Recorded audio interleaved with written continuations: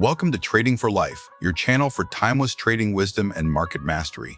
Today, we bring you an iconic classic in the world of stock market literature, How I Made $2 Million in the Stock Market by Nicolas Darvas. In this captivating autobiography, Darvas takes us on his remarkable journey from a professional dancer to a self-made millionaire trader. Chapter 1, Canadian Period. Discover Darvas's early life, his career as a dancer, and how he first became interested in the stock market. Chapter 2, Entering Wall Street. Follow his first steps into the bustling world of trading and his initial market experiences. Chapter 3, My First Crisis. See how early mistakes and overconfidence taught him painful yet valuable lessons. Quote, Chapter 4, Developing the Box Theory. Learn how Darvas created his famous trading strategy that would change his life forever. Chapter 5, Cables Round the World. Witness how he managed trades remotely while touring the globe. Chapter 6, During the Baby Bear Market. Understand the challenges of trading during market downturns and how Darvas adapted. Chapter 7, The Theory Starts to Work. Experience the turning point when his box theory began to deliver consistent success. Chapter 8, My First $500,000. Celebrate the milestone of Darvas's first major fortune through disciplined trading. Chapter 9, My Second Crisis. Learn how, even after great success, mistakes can creep in and how Darvas recovered. Chapter 10, $2 million. End the journey with the story of how Darvas's persistence, strategy, and discipline led him to a $2 million fortune. This is more than just a story. It's a lesson in patience, discipline, and the power of developing your own trading method. Sit back, relax, and let's dive into How I Made $2 Million in the Stock Market by Nicolas Darvas. Publisher's Foreword. How this book came to be. It was in the issue of May 25, 1959, that Time magazine devoted almost a full page in its business section to the extraordinary stock market story of a dancer, Nicolas Darvas. Time told how this complete non-professional, who ignores tips, financial stories, and brokers' letters, was able to make himself a millionaire several times over through the investment methods he developed. This article raised a lot of eyebrows among Wall Streeters who were shocked by Mr. Darvas' disregard for many of the long-accepted, ordinary investment practices to which they were accustomed. But it also fired the interest and imagination of thousands of investors across the country. We at the American Research Council, publishers of many of the most widely used and authoritative investment and business guides, were also impressed by Time's brief outline of Mr. Darvas' successful investment methods. As a result, we decided to approach Mr. Darvas about writing a book describing his techniques. This was not easy to find him. Our chief editor had to track him down in Paris, where he and his partner, Julia, were starring on a French television program. There we discovered the remarkable set of circumstances that were to make this unique book possible. First, Mr. Darvas is a showman. His dance act is one of the most exciting international acts in show business history, and he and his sister Julia have starred in some 34 countries. He is accustomed to being constantly in the spotlight of public attention. Therefore, he had no hesitation, as might many private individuals, in making public the details of the stock transactions, which went into his making a fortune. Perhaps never before in history has any individual so fully exposed his financial dealings to the public eye. Second, it turned out that Mr. Darvas is far more than a spectacular dancer. He is a highly literate individual with a solid background in economics and sociology gained at the University of Budapest, a former sports writer, journalist, and crossword puzzle editor in his native country, and therefore thoroughly qualified to write a book. As a result, the Council now takes pride in presenting one of the most extraordinary success stories in the history of Wall Street.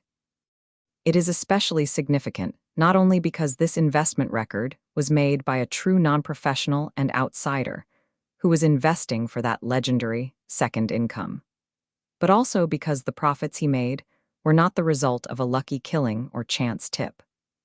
On the contrary, the investment methods that eventually made Mr. Darvas a millionaire were the result of hard-won experience, years of mistakes and learning from those mistakes. These specific, highly practical methods can serve as a useful guide to every individual investor. We think that Mr. Darvas' techniques, especially his unique techno-fundamentalist theory, and many of his pithy stock market maxims, I just jog along with the trend, trailing my stop-loss insurance behind me. There are no good or bad stocks. There are only rising and falling stocks. I can become a diagnostician, but I can never become a prophet. Will become an accepted part of the pages of Wall Street history.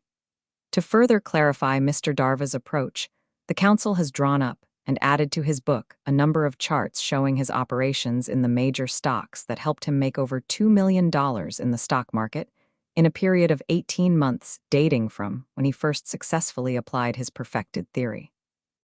Mr. Darvas is still a dancer because that is his profession, and he is still an investor because he enjoys it and still makes money at it.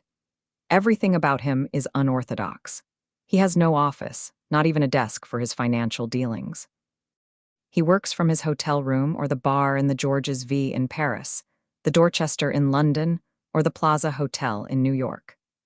When he is in New York, his favorite city, he sits every evening at his usual table in the fashionable oak bar of the Plaza Hotel with a newspaper page, a telegram, and some figures on a half sheet of paper.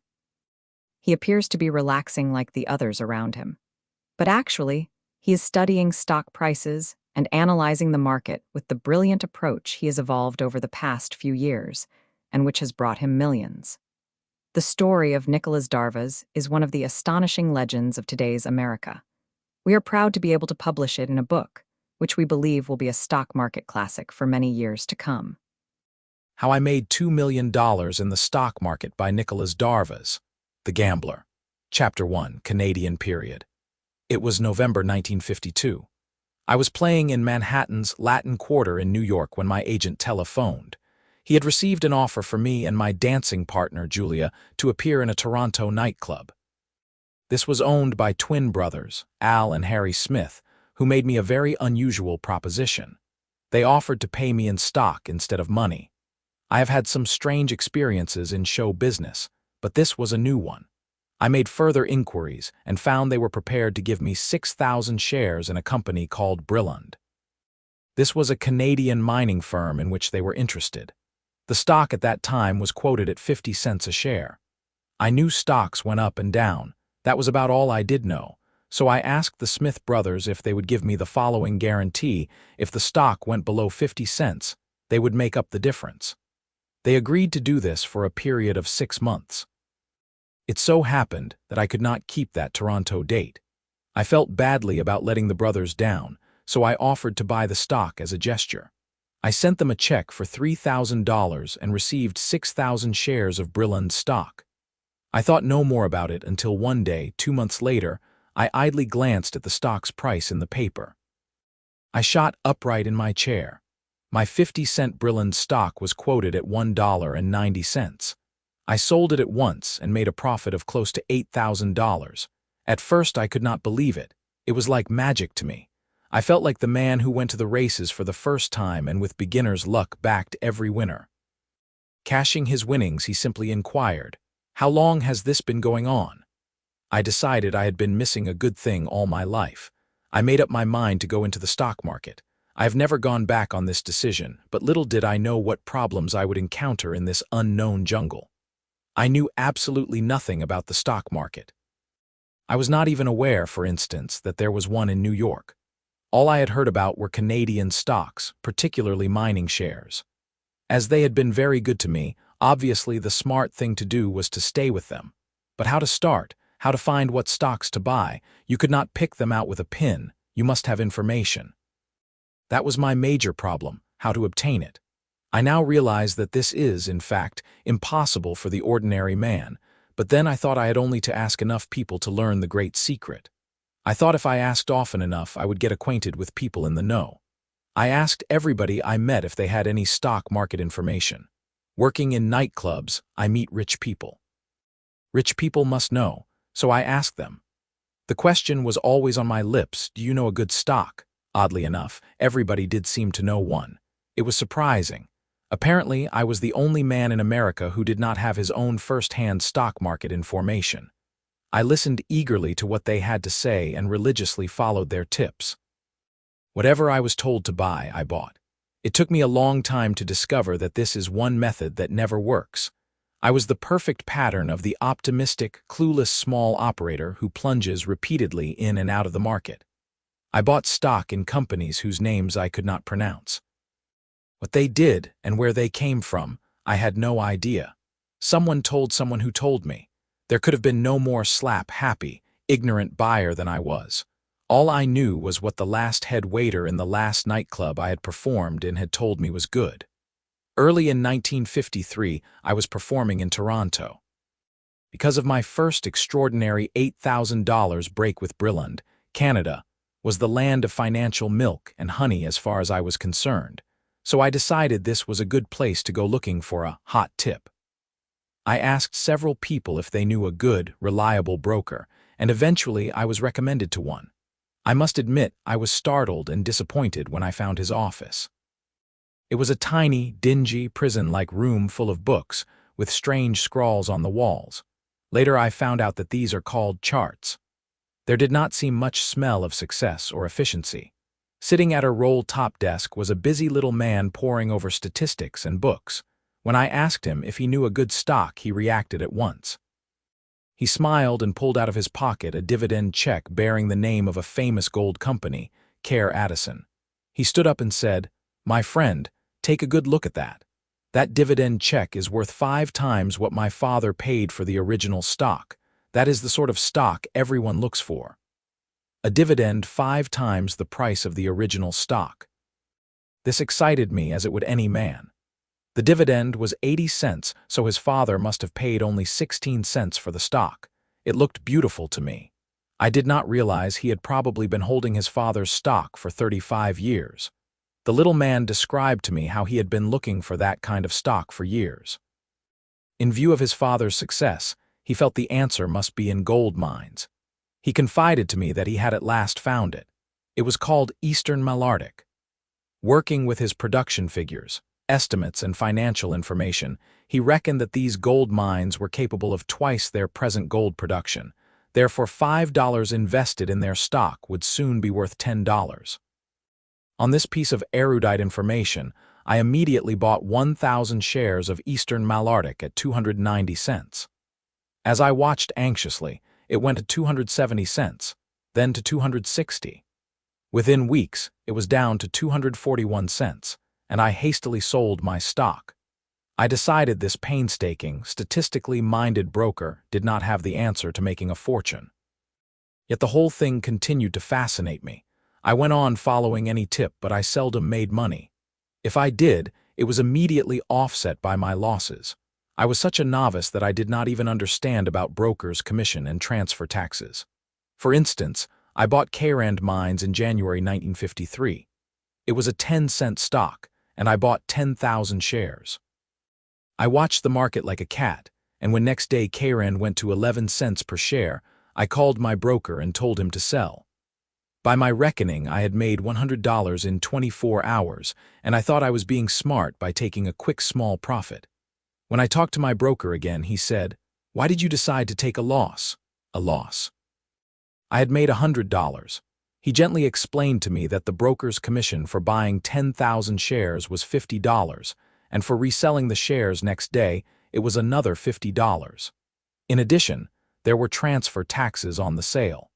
Carand was just one of the many strange stocks I owned at that time. Others included Mogul Mines, Consolidated Sudbury Basin Mines, Quebec Smelting, Rick Spar, J Exploration. I made money on none of them. Yet I spent a happy year on this Canadian buying and selling. I felt I was the successful businessman, the big stock market operator. I jumped in and out of the market like a grasshopper. I was delighted if I made 2 points. I often owned 25 to 30 stocks at one time, all in small parcels. For some of them, I acquired a special liking. This came about for different reasons. Sometimes it was because they were given to me by a good friend of mine, other times because I had started by making money with them. This led me to prefer these stocks more than others, and before I knew what I was doing, I had started to keep pets. I thought of them as something belonging to me, like members of my family. I praised their virtues day and night. I talked about them as one talks about his children. It did not bother me that no one else could see any special virtue in my pet stocks to distinguish them from any other stocks. This state of mind lasted until I realized that my pet stocks were causing me my heaviest losses. In a few months, my record of transactions looked like the trading record of a small-scale stock exchange. I felt I was doing all right. I appeared to be ahead. If I had carefully studied my statements, I would not have felt quite so happy. I would have realized that, like a horse player, I was buoyed up and excited by small gains and overlooked my losses. I completely ignored the fact that I was holding a lot of stock which was standing well below the price I had paid for it and looked like staying there. It was a period of wild, foolish gambling with no effort to find the reasons for my operations. I followed hunches. I went by God-sent names, rumors of uranium finds, oil strikes, anything anyone told me. When there were constant losses, an occasional small gain gave me hope, like the carrot before the donkey's nose. Then one day, after I had been buying and selling for about 7 months, I decided to go over my books. When I added up the values of the bad stocks I was holding, I found I had lost almost $3,000. It was on that day that I began to suspect there was something wrong with my money-making scheme. A ghost at the back of my mind began to whisper to me that, in fact, I had no idea what I was doing, yet I was still ahead. I consoled myself that I had not touched the $3,000 I had originally paid for Brilland, and I had about $5,000 of my profit from that transaction besides. But if I continued like this, how much longer would I keep it? Here's just one page from my profit and loss accounting. It tells the whole sad story of defeat in microcosm. Old Smoky Gas and Oils, bought at 19 cents, sold at 10 cents. K-Rand Mines, bought at 12 cents, sold at 8 cents. Rick Spar, bought at 130 cents, sold at 110 cents. Quebec Smelting and Refining, bought at 22 cents, sold at 14 cents. Obsessed by my carrot before the nose gains, I had not noticed I was losing an average of $100 a week. It was my first stock market dilemma. The market had several much more serious dilemmas in store for me in the next 6 years, but this one was in some ways the worst. On my decision at this point depended whether I would continue to operate in the market. I decided to stay and have another try. The next problem was what to do. There must be a different way. Could I improve my approach? It had been proved to me that it was wrong to listen to nightclub customers, head waiters, stage hands. They were only amateurs like myself, and however confidently they offered their tips, they did not know any more than I did. I gazed at page after page of my brokerage statements which said, bought 90 cents, sold 82. Bought 65 cents, sold 48. Who could help me to discover the secrets of the stock market? I had started to read Canadian financial publications as well as Canadian stock tables. I had begun increasingly to glance at advisory news sheets, which gave tips about stocks listed on the Toronto Stock Exchange.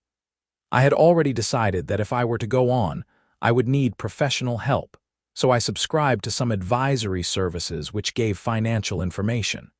After all, I reasoned, these were the experts. I would follow their professional advice and quit buying stock on the odd tip from a stranger or an amateur stock fancier like myself. If I followed their skilled, sensible teaching, I must succeed. There were financial advisory services that offered a trial subscription of 4 copies of their information sheets for $1. You could have these as a goodwill taste before you began seriously to buy their valuable service. I put down a dozen or so dollars for trial subscriptions and eagerly read the sheets they sent me. In New York, there are reputable financial services, but the Canadian sheets that I bought were strictly for the sucker trade. How was I to know this? These financial advice sheets delighted and excited me. They made stock market speculation sound so urgent and easy. They would come out with huge headlines saying, "Buy this stock now before it is too late. Buy to the full extent of your resources. If your broker advises you against it, get rid of your broker. This stock will give you a profit of 100% or more." This, of course, seemed like real, red-hot information. This was much more authentic than the odd tip picked up in a restaurant. I read these promotion sheets eagerly. They were always filled with much unselfishness and brotherly love. One of them said, "For the first time in the history of Canadian finance, the little fellow will have the fantastic opportunity of getting in on the ground floor of a brilliant new development. The plutocrats of Wall Street have been trying to acquire all the stock in our company, but in clear defiance of the evil traditions, we are only interested in the participation of investors of moderate means. People like you." But this was me. They understood my position exactly. I was the typical little fellow to be pitied for the way he was pushed around by the Wall Street plutocrats. I should only have been pitied for my stupidity. I would rush to the telephone to buy the stock they recommended. It invariably went down. I could not understand this, but I was not the slightest bit worried. They must know what they were talking about. The next stock must go up. It seldom did. I did not know it, but I was already coming up against one of the great pitfalls of the small operator, the almost insoluble problem of when to enter the market. These sudden drops immediately after he has invested his money are one of the most mystifying phenomena facing the amateur. It took me years to realize that when these financial tipsters advise the small operator to buy a stock, those professionals who have bought the stock much earlier on inside information are selling. Simultaneously with the withdrawal of the inside track money, the small sucker money is coming in. They are not first with the most, but latest with the least. They are far too late, and their money is always too small to support the stock at its false high point once the professionals are out. I know this now, but at that time I had no idea why stocks behaved like that. I thought it was just bad luck that they dropped after I bought them. When I look back, I know that I was all set at this period to lose everything I had. When I did invest $100, I almost always lost $20 or $30 at once. But a few stocks did go up, and I was comparatively happy. Even when I had to go to New York, I continued to telephone my orders to brokers in Toronto. I did that because I did not even know you could transact Canadian stock exchange business through a New York broker. The Toronto brokers would telephone tips, and I always bought the stock they, or the Canadian Financial Advisory Services, suggested. Like all small hit and miss operators, I put down my losses to bad luck. I was certain, that one day I would have good luck. I was not wrong all the time. In some ways it would have been better if I had been. Once in a while I made a few dollars. It was always a complete accident. Here is an example. The Canadian stock tables had become obsessive reading with me. One day when I was looking through them, I saw a stock called Calder-Bowske. I still do not know what it was or what the company produces, but it was such a pretty name. I liked the sound of it, so I bought 5,000 shares at 18 cents for a total of $900. Then I had to fly to Madrid on a dancing engagement. 1 month later, when I came back, I opened the paper and looked for the name. It had gone up to 36 cents. That was double the price I had paid. I sold it and made $900. It was just blind luck. It was doubly blind luck because not only had it gone up for no good reason, but if I had not been dancing in Spain, I would certainly have sold the stock when it rose to 22 cents. I could not get Canadian stock quotations while I was in Spain, so I was saved from selling too soon by being in blissful ignorance concerning the stock's movements. This was a strange, mad period, but it only seems so in retrospect. At that time, I felt I was really beginning to be a big-time operator. I was proud of myself because I was working on tips of a more educated nature than my previous head waiter, dressing room information. My Canadian brokers called me, my financial services advised me, and if I did get a tip, I felt I was getting it from the source. I cultivated more and more the society of prosperous businessmen in cocktail lounges who told me about oil companies which were going to strike it rich. They whispered where there was uranium in Alaska. They confided about sensational developments in Quebec. All these were guaranteed to make a great fortune in the future if you could only get into the stocks now. I did, but they did not make me any money. By the end of 1953, when I returned to New York, my $11,000 was down to $5,800. Once again, I had to reconsider my position. The businessmen's tips did not produce the El Dorado they promised. The advisory services did not provide the information which enables you to make money in the stock market. Their stocks tended much more to go down than up. I could not get quotes for some of my Canadian stocks in the New York newspapers, yet stock quotations fascinated me so much that I began to read the financial columns in papers like the New York Times, the New York Herald Tribune, and the Wall Street Journal. I did not buy any of the stocks that the New York exchanges quoted, but I still remember the impact of the beautiful names of some of the stocks and the appeal of some of the mysterious phrases like over-the-counter. The more I read, the more I became interested in the New York market. I decided to sell all my Canadian stock except for OLD Smoky GAS and Oils, and I kept this one because the man who gave me the stock in the first place advised me that fantastic developments were expected.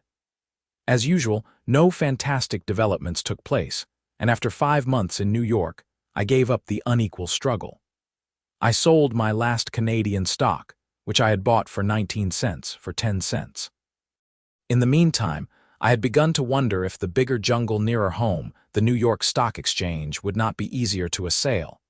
I called a friend of mine, a New York theatrical agent, Eddie Elcourt, and asked him if he knew a New York broker. He gave me the name of a man whom I will call Lou Keller. The Fundamentalist, Chapter 2, Entering Wall Street. I called Lou Keller. I told him who I was and what I wanted. Next day he sent me some papers to sign and advised me that as soon as I returned them with a deposit, I would have an account with his brokerage firm. When I received his notice, something happened to me. Suddenly, I began to feel that I was becoming part of the financial scene. I cannot describe Wall Street because I have never been there physically, but even its name had an almost mystical attraction for me. Here, everything was going to be serious and different. I now considered my Canadian induction period as pure crazy gambling that I would never repeat. As I studied the long gray columns of stock market quotations in the New York papers, I felt I was about to enter a new and successful period in my life. This was not like the wildcat Canadian market with its quick tip-offs on gold strikes and uranium fields. This was responsible business, the street of bank presidents and great industrial combines, and I prepared to enter it with proper reverence. I intended to make a much more cautious and mature approach to the stock market. I added up my assets to see what I had to work with. I had started in the Canadian market with $11,000, my original brilliant investment of $3,000 and profit of $8,000. This had been reduced by $5,200 in the 14 months of my Canadian operations. All I had left of the brilliant money was $5,800. This did not seem like enough money with which to approach Wall Street, so I decided to add to it. From the savings of my show business activities, I raised my stake to $10,000. It was a good round figure, and I deposited this sum with the broker. Then one day I decided to start trading. I rang Lou Keller and nonchalantly, trying to be the old financial hand, simply asked him what was good. I realize now this inquiry was more suitable for a butcher, but Mr. Keller was equal to it. He suggested several safe stocks. He also gave me the fundamental reasons why these stocks were safe. While I did not understand, I listened intently to such explanations as dividend increase, stock splits, improved earnings. Now this to me was the highest professional advice. This man earned his living on Wall Street, so obviously he knew. Besides, he only suggested. He emphasized that the decision was up to me. This made me feel important and in command. When one or two of the stocks he gave me rose a few points almost immediately, I had no doubt of the excellence of the information I was receiving and my natural ability as a stock market operator to act on it. What I did not know was that I was practically smack in the middle of the biggest bull market the world had ever seen, and it was quite difficult, unless you were extremely unlucky, not to show a little paper profit from time to time. Here are 3 typical consecutive deals I concluded in the early part of 1954, deals which convinced me I was a natural in Wall Street. In this table, as in all the following tables in this book, I have included commissions and taxes. 200 Columbia Pictures, bought at $20 for $4,050.00, sold at $22.875 for $4,513.42. Profit $463.42. 200 North American Aviation, Bought at 24.25 for $4,904.26. Sold at 26.875 for $5,309.89. Profit $405.63. 100 Kimberly-Clark.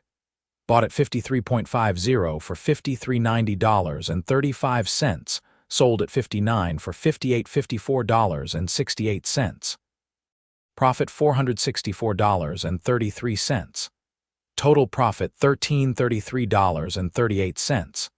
You will note that each of these transactions netted me just over $400. It was not a large sum, but 3 profits in a row amounting to $1333.38 in just a few weeks made me feel that these were smooth, simple operations, and I was in control. The feeling that I was operating with a profit in Wall Street, allied to a natural awe of the place, made me feel foolishly happy. I felt I was losing my Canadian amateur status and becoming a member of an inner circle. I did not realize my method had not improved, that I was simply using more pompous words to cover it. For instance, I no longer considered the broker's advice as tips, but as information. As far as I was concerned, I had given up listening to tips and instead was receiving authentic news based on valid economic evidence. The boat sailed happily along. Here are some of my transactions during April and May 1954. Profits, profits, profits. My confidence was at its height. This was clearly not Canada. Here, everything I touched turned to gold. By the end of May, my $10,000 had grown to $14,600. Occasional setbacks did not bother me. I regarded them as slight, inevitable delays in the upward climb towards prosperity. Besides, whenever a trade was successful, I praised myself. When I lost, I blamed it on the broker. I continued to trade constantly. I telephoned my broker sometimes 20 times a day. If I did not conduct at least one transaction a day, I did not feel I was fulfilling my role in the market. If I saw a new stock, I wanted to have it. I reached out for fresh stocks like a child for new toys. These transactions in which I was involved in Wall Street around July 1954 will show the energy I expended for very small returns. 200 American Broadcasting Paramount. Bought 100 at 16.875 for $1709.38. 100 at 17.50, $1772.50. Sold at 17.875, $3523.06. Profit $41.18. 100 New York Central. Bought at 21.50, $2175.75. Sold at 22.50, $2213.70. Profit $37.95. 100 General Refractories. Bought at 24.75, $2502.38. Sold at $24.75, $2442.97. Loss $59.41. 100 American Airlines. Bought at 14.75, $1494.75. Sold at $1476.92. Loss $17.83. Total profit $79.13.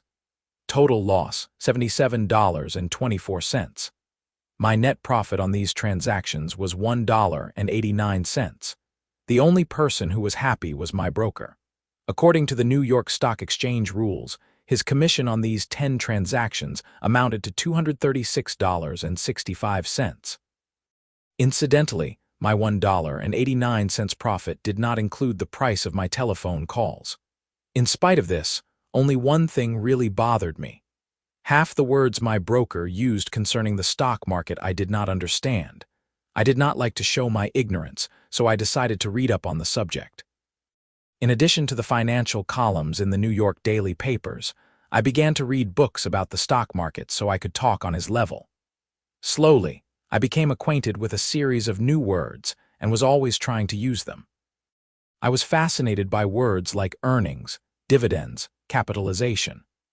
I learned that per-share earnings means the company's net profit divided by the number of shares outstanding, and that listed securities are those stocks that are quoted on the New York and American stock exchanges.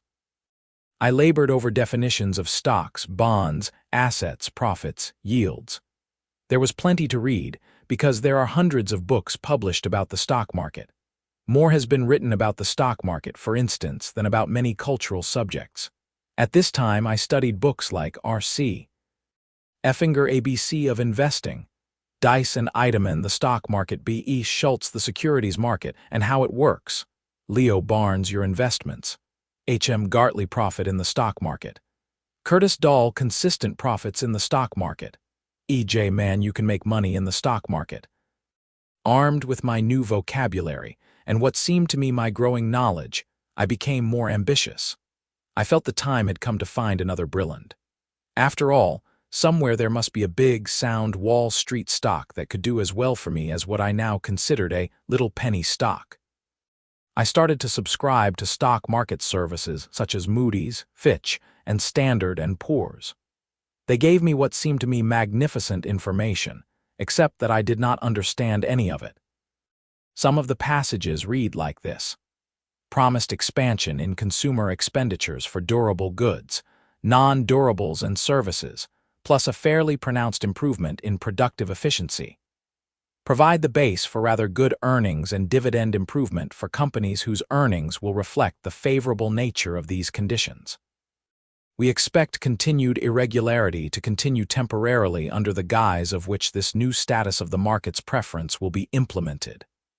They were dignified, impressive. They told me everything I wanted to know, except which stock was going up like Brilland. As I read them, however, curiosity overcame me. I wanted to see what other stock market services were saying.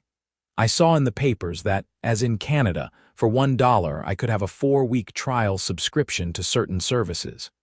Soon, I found myself a trial subscriber of almost every service that advertised. I collected clippings from everywhere: daily papers, financial columns, book jackets. Whenever I saw a new financial service advertised, I immediately put my dollar in the mail. As the releases arrived, I found to my great surprise that they often contradicted each other. Frequently, a stock that one service recommended for buying, another recommended for selling. I also found that the recommendations were almost always non-committal. They used terms like buy on reactions, or should be bought on dips, but none of them told me what I should consider a reaction or a dip. I overlooked all this and read on avidly, hoping to uncover the secret of the stock that can only rise. One day, an advisory service which prided itself on giving information only 5 or 6 times a year published a very glossy release, nearly a whole book, examining Emerson Radio. It compared this company favorably with the mighty RCA. It went deeply into Emerson's capitalization, sales volume, profits before tax, profits after tax, per share earnings, comparative price-earnings ratios. I did not understand all of this, but I was very impressed by these erudite words and the analytical comparisons. They proved that Emerson stock, which was selling around 12, should be worth 30 to 35, comparable to the price of RCA at that time. Naturally, I bought Emerson. I paid $12.50, which seemed a nice low bargain price for a stock which the glossy booklet assured me was worth 35. What happened? This surefire stock began to drift downwards. Puzzled, baffled, I sold it. Now, I am certain that the serious Wall Street analyst who prepared this glossy booklet had nothing but the highest intentions, but I must record in the interest of truth that by the end of 1956, this stock was down to 5.75. About that time, I heard a saying which has been passed from mouth to mouth for generations in Wall Street, but to me was new: you cannot go broke taking a profit. I was much impressed by this, and I was burning to put it into operation.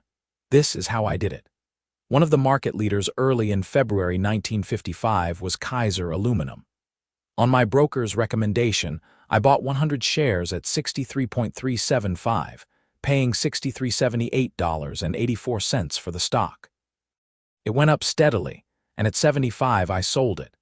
I received $74.53.29, which gave me a profit of $1,074.45 in less than 1 month. Hoping for another quick profit, I switched into 100 Boeing at 83. I paid $83.43 for these shares.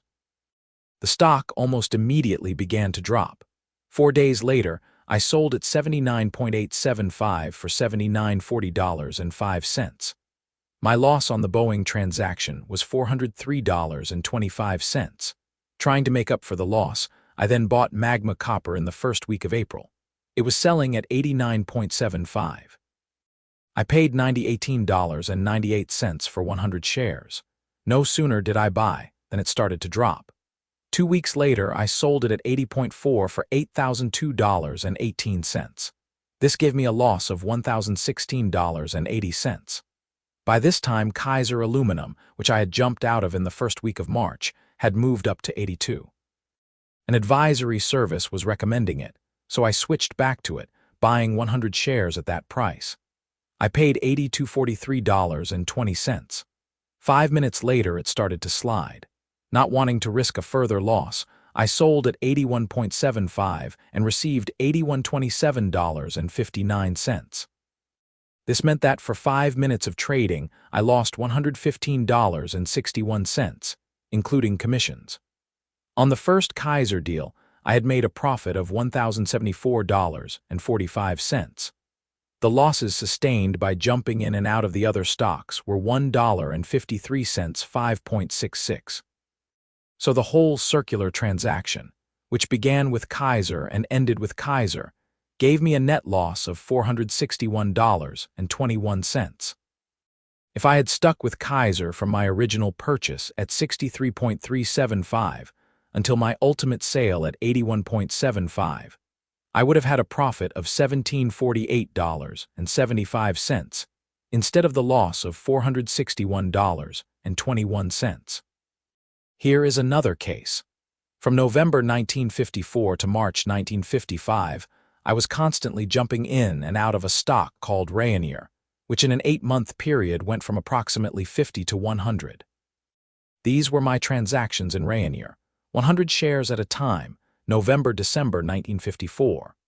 Bought at 53 for $53.40.30, sold at 58.25 for $57.79.99. Profit $439.69, February-March 1955. Bought at 63.875 for $64.28.89, sold at 71.625 for $71.16.13. Profit $687.24, March 1955. Bought at 72 for $72.42.20, sold at 74 for $73.53.39. Profit $111.19. Total profit $1238.12. The profit I made on this series of trades amounted to $1238.12. Then the old loss pattern repeated itself. In April 1955, I switched into Menotti Sugar.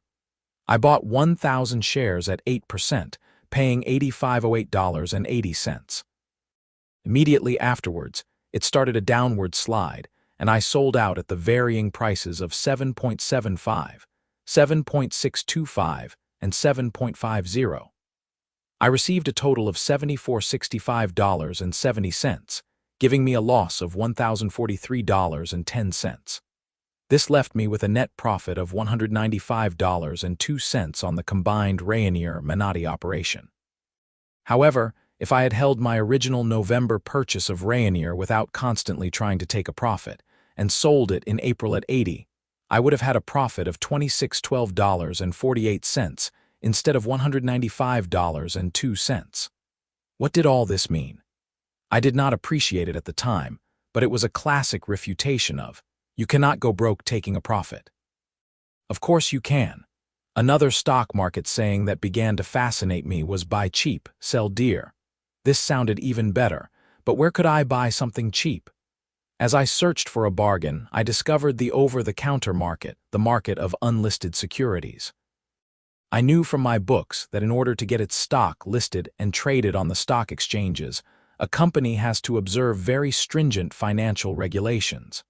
I had read that this did not apply to over-the-counter stocks. This market, therefore, seemed to me the perfect place to find a bargain. I naively believed that because these stocks were not listed, few people knew about them, and I could buy them cheap. I hurriedly subscribed to a monthly booklet called Over-the-Counter Securities Review and started hunting. I searched eagerly among the thousands and thousands of names for the bargains that seemed to be offered. I bought stocks like Pacific Airmotive, Collins Radio, Gulf Sulphur, Demand Helicopter, Kennametal, Techoil Corporation, and some of the more obscure ones. What I did not know was that when I came to offer them for sale, some of these stocks stuck to my fingers like tar. I found it very difficult getting rid of them, and rarely at anything like the price I paid for them. Why? Because there was no rigid price discipline as there is for the listed securities. There were no specialists, professionals to assure a continuous and orderly market. There were no reports where one could see at what price a transaction took place. There were only the bid and ask prices. These, I discovered, were often very far apart. When I wanted to sell at 42, which was the quoted ask price, I only found a buyer at 38, the quoted bid price. I sometimes ended up at 40, but that was by no means certain. When I stumbled into the over-the-counter market, all this was unknown to me. Fortunately, I quickly came to realize that this is a specialized field and is only lucrative for experts who really know something about the affairs of a particular company. I decided to give it up and returned my attention to listed securities. All this time, I never once questioned the truth of any Wall Street rumors. I had no way of knowing that they are just as ill-founded and dangerous as rumors in the Canadian or other markets. What I believed to be solid information, piped straight from Wall Street, had the most sensational lure for me. Here are two typical cases that show the sort of information I gobbled up and acted upon. One day, a strong rumor floated into the market that Baldwin Lima Hamilton, a firm of railroad equipment manufacturers, had received an order to construct an atomic train. Wall Street acted on this at once. The stock shot up from 12 to over 20. By the time I heard this startling information, the stock had risen to what later turned out to be its peak. I bought 200 shares at 24.50.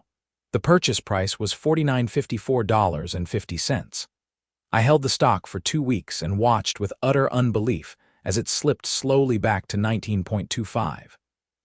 By then, even I realized that something was wrong, and I sold it for a loss of $1160.38. However, I had done the very best thing in my bewilderment. I could have fared much worse with that stock, since it later went down to a low of 12.25. Another time my broker called me and said, "Sterling Precision will go to 40 before the end of the year." The stock was quoted at 8. He gave me the reason. The company is buying up many more small prosperous companies and will grow into a giant in no time. He added that this was first-hand information. To me, that was sufficient. Why not? A Wall Street broker, who I thought could not possibly be wrong, had favored me with this authentic news. I could not give my buying order quickly enough. I decided, in view of the source of my information, to plunge big on this one.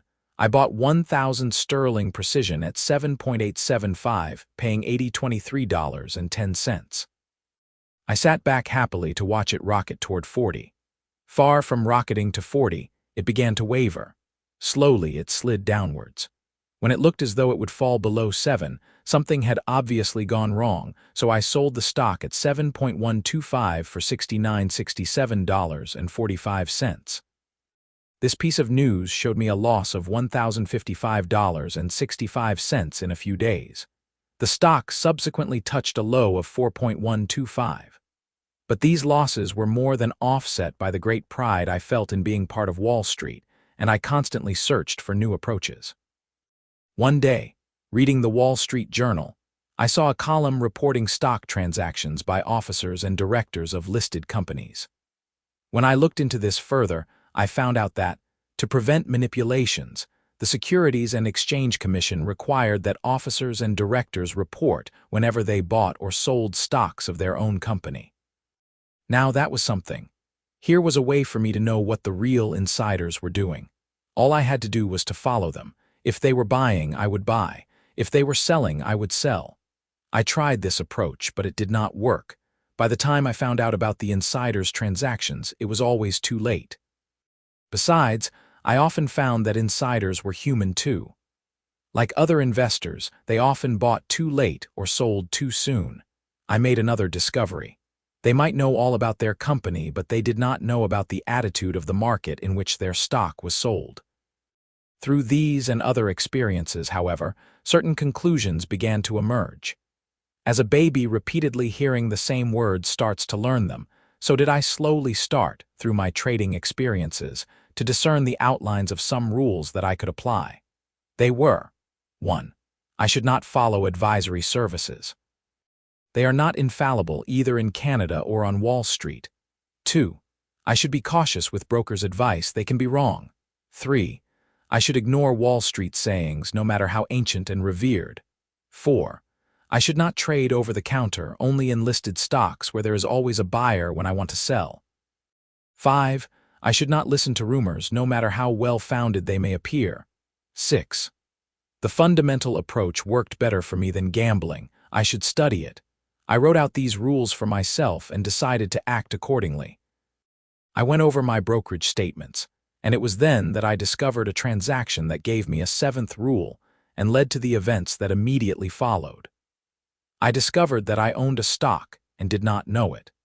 The stock was Virginian Railway, and I had bought 100 shares in August 1954 at $29.75 for $3,004.88. I had bought it and forgotten it, simply because I was too busy on the telephone jumping in and out of dozens of stocks, sometimes making as little as 75 cents, other times frantically calling up about a sliding stock, trying to sell it before it dropped any lower. Virginian Railway had never given me a moment's anxiety, so I left it alone. It was like a good child that sat playing quietly in the corner while I worried and fretted about the behavior of a dozen bad children. Now that I saw its name, after having held it for 11 months, I hardly recognized it. It had been so quiet, it had gone completely out of my mind. I rushed to my stock tables. It was standing at 43.50.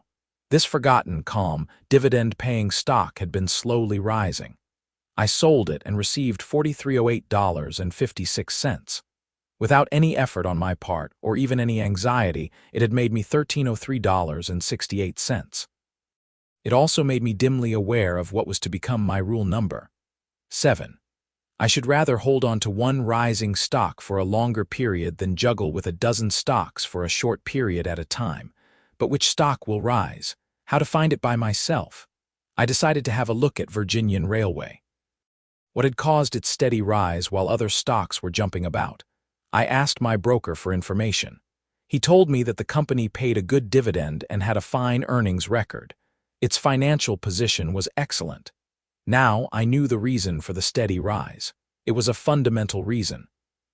This convinced me of the tightness of my fundamental approach. I made up my mind to refine this approach. I read, studied, analyzed. I set out to find the ideal stock. I thought that if I really studied the company reports, I could find out all about a stock and decide whether it was a good investment. I began to learn all about balance sheets and income accounts. Words like assets, liabilities, capitalization, and write-offs became commonplace in my vocabulary. For months, I puzzled over these problems. Night after night, for hours after my daily dealings, I pored over the statements of hundreds of companies. I compared their assets, their liabilities, their profit margins, their price-earnings ratios. I thumbed through lists like stocks with top-quality rating, stocks the experts like, stocks selling below book value, stocks with strong cash position, stocks that have never cut their dividend. Time and again, however, I was confronted with the same problem. When things looked perfect on paper, when balance sheets seemed right, the prospects bright, the stock market never acted accordingly. For instance, when I carefully compared the financial position of some dozen textile companies, and after much study decided that the balance sheets clearly indicated that American Viscose and Stevens were the best choices. It was very puzzling to me why another stock called Textron advanced in price while my two selections did not. I found this pattern repeatedly in other industry groups. Baffled and a little disconcerted, I wondered whether it would not be wiser to adopt the judgment of a higher authority about the merits of a company. I asked my broker whether there was such an authority. He recommended a widely used, serious, very reliable monthly service, which gives the vital data on several thousand stocks. The nature of their business, their price ranges for at least 20 years, their dividend payments, their financial structure, and their, per share, annual earnings. It also rates each stock according to relative degrees of safety and value. It fascinated me to see how this was done. High-grade stocks whose dividend payments are considered relatively sure are rated AAA, safest AA, safe A, sound investment merit stocks that usually pay dividends, BBB. Best of Group BB, good B, fair. Lesser grade stocks, paying dividends but future not sure, CCC, best of group. CC, fair dividend prospects. C, slight dividend prospects, lowest grade stocks. DDD, no dividend prospects. DD, slight apparent value. D, no apparent value. I studied all these ratings very carefully. It seemed so very simple. There was no longer any need for me to analyze balance sheets and income accounts. It was all spelled out for me here. I had only to compare. A is better than B, C is better than D. I was absorbed and happy with this new approach. To me, it had the charm of cold science. No longer was I the plaything of frantic, worrying rumor. I was becoming the cool, detached financier. I was sure I was laying the foundation of my fortune. I now felt competent and confident. I listened to no one. I asked no one for advice. I decided everything I had done before was as slap-happy as my Canadian gambling period. I felt all I now needed to achieve success was to set up my own comparison tables. This I did, spending many grave and serious hours at the task. Chapter 3, My First Crisis. From my reading, I knew that stocks, like herds, indeed, form groups according to the industry they represent, and that stocks belonging to the same industry have the tendency to move together in the market, either up or down. It seemed only logical to me that I should try to find through fundamental analysis A, the strongest industry group, B, the strongest company within that industry group. Then I should buy the stock of that company and hold on to it, for such an ideal stock must rise. I started studying the personality of a stock in relation to its industry group. When I read the quotations of General Motors, I automatically looked at those of Chrysler, Studebaker, and American Motors. If I looked at Kaiser Aluminum, my eye automatically glanced afterwards at Reynolds Metals, Alcoa, and Aluminium Limited, instead of reading the stock tables in A, B, C order. I always read them in industry groups. Whenever a stock started to behave better than the market generally, I immediately looked at the behavior of its brothers, stocks of the same industry group. If I found that its brothers also behaved well, I looked for the head of the family, the stock that was acting best, the leader. I figured if I could not make money with the leader, I would certainly not make money with the others. How delighted and important I felt doing all this. This serious, scientific approach made me feel like a soon graduating expert in finance. Besides, I felt this was more than mere theory. I was going to put all this into practice and make a lot of money. I started by compiling earnings of whole industry groups like oils, motors, aircraft, steel. I compared their past earnings with their present earnings. Then I compared these earnings with the earnings of other industry groups. I carefully evaluated their profit margins, their price-earnings ratios, their capitalizations. Finally, after a tremendous amount of sifting and concentrating, I decided that the steel industry was the vehicle which would make me rich. Having made this decision, I then examined the industry in the minutest detail. Once again, I delved into my rating service. I was determined to play safe, so I figured the stock to buy should be in the A range and should pay a high dividend. But I received a surprise. As I went into this, I discovered that A ratings were extremely rare and were almost always for preferred stocks. They were relatively stable price-wise and rarely rose spectacularly. Obviously, these were not for me. I decided to have a look at the B range. Here the stocks looked fine and they were numerous. I selected the 5 best known of them and started to compare them with each other. I did this with the utmost thoroughness. I set up my comparison table like this. As I looked at my table, I began to feel a wave of excitement. My table, like a pointer on a scale, clearly pointed to one stock, Jones and Laughlin. I could not imagine why no one had noticed it before. Everything about it was perfect. It belonged to a strong industry group. It had a strong B rating. It paid almost 6% dividend. Its price-earnings ratio was better than that of any other stock in the group. A tremendous enthusiasm came over me. This undoubtedly was the golden key. I felt fortune within my grasp like a ripe apple. This was the stock to make me wealthy. This was a gilt-edged scientific certainty, a newer and greater brilliant. It was sure to jump 20 to 30 points any moment. I had only one great worry. That was to buy a large amount of it quickly, before others discovered it. I was so sure of my judgment, based on my detailed study, that I decided to raise money from every possible source. I had some property in Las Vegas, bought out of many years of work as a dancer. I mortgaged it. I had an insurance policy. I took a loan on it.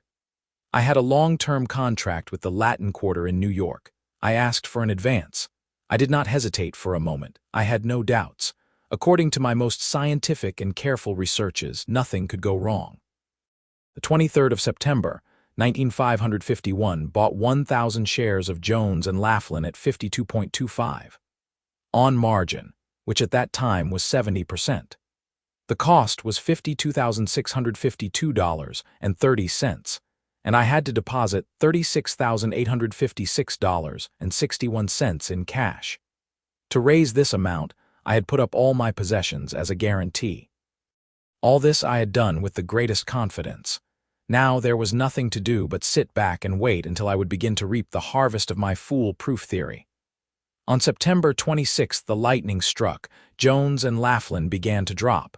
I could not believe it. How could it be? This was the new brilliant. This was going to make my fortune.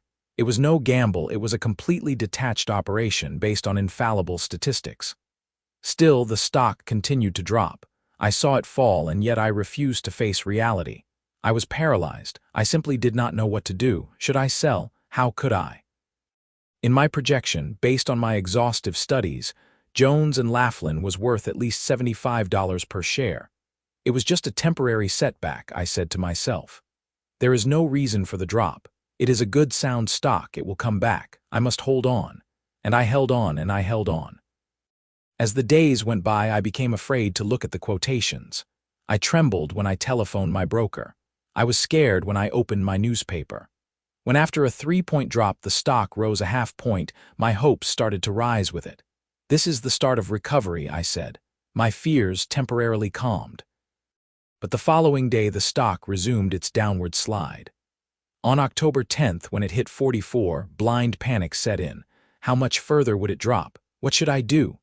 My paralysis turned to terror. Every point the stock dropped meant another $1,000 lost to me. This was too much for my nerves. I decided to sell, and my account was credited with $43,583.12. My net loss was $69.18. I was crushed, finished, destroyed. All my smug ideas about myself as the scientific Wall Street operator crumbled. I felt as though a great bear had shambled up to me and mauled me just when I was preparing to shoot it. Where was the science? What was the use of research? What had happened to my statistics? It would be difficult for anyone to conceive the shattering effects of the blow. If I had been a wild gambler, I could have expected such a position, but I had done my best not to be one. I had labored long and hard. I had done everything possible to avoid a mistake. I had researched, analyzed, compared. I had based my decision on the most trustworthy fundamental information, and yet the only result was that I was wrecked to the tune of $9,000. Black despair filled me when I realized I would probably lose my Las Vegas property. The horror of bankruptcy stared me in the face. All my confidence, built up by a benevolent bull market and by my first quick success with Brilland, deserted me. Everything had been proved wrong. Gambling, tips, information, research, investigation, whatever method I tried to be successful in the stock market had not worked out. I was desperate. I did not know what to do. I felt I could not go on, yet I had to go on.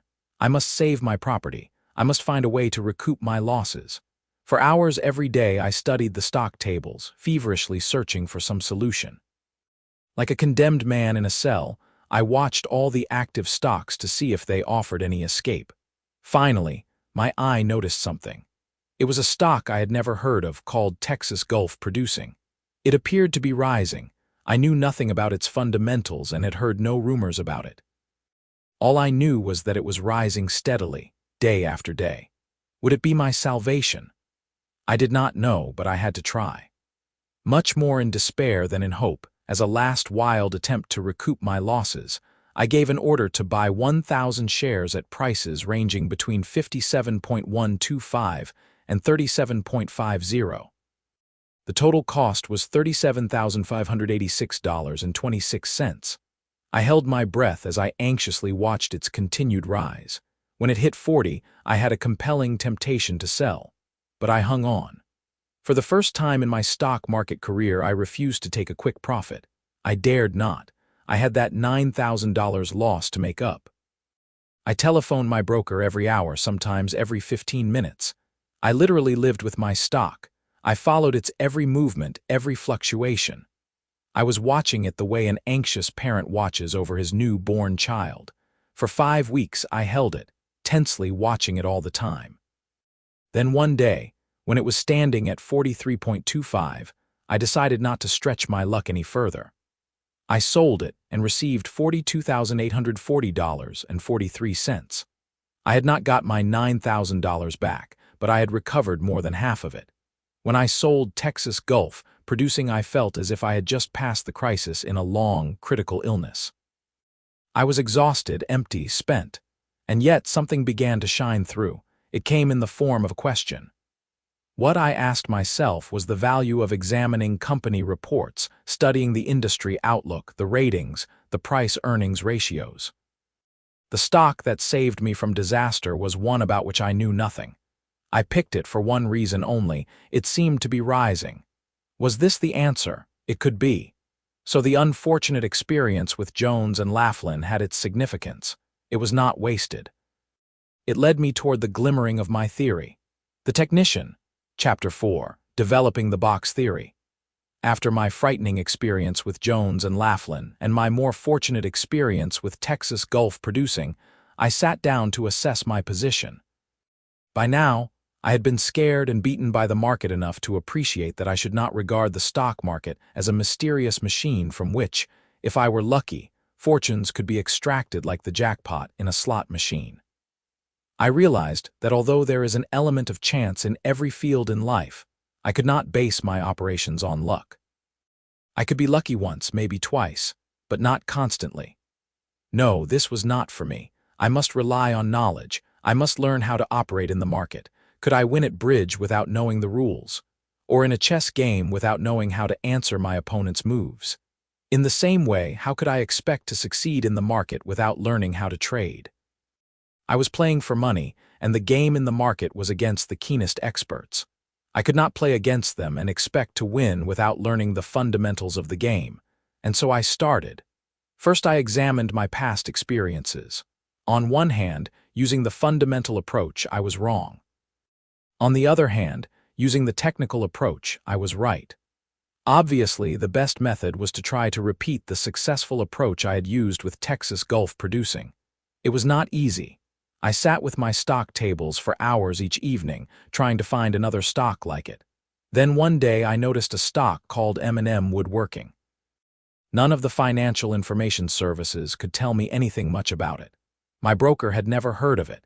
Yet I remained obstinately interested because its daily action reminded me of Texas Gulf Producing.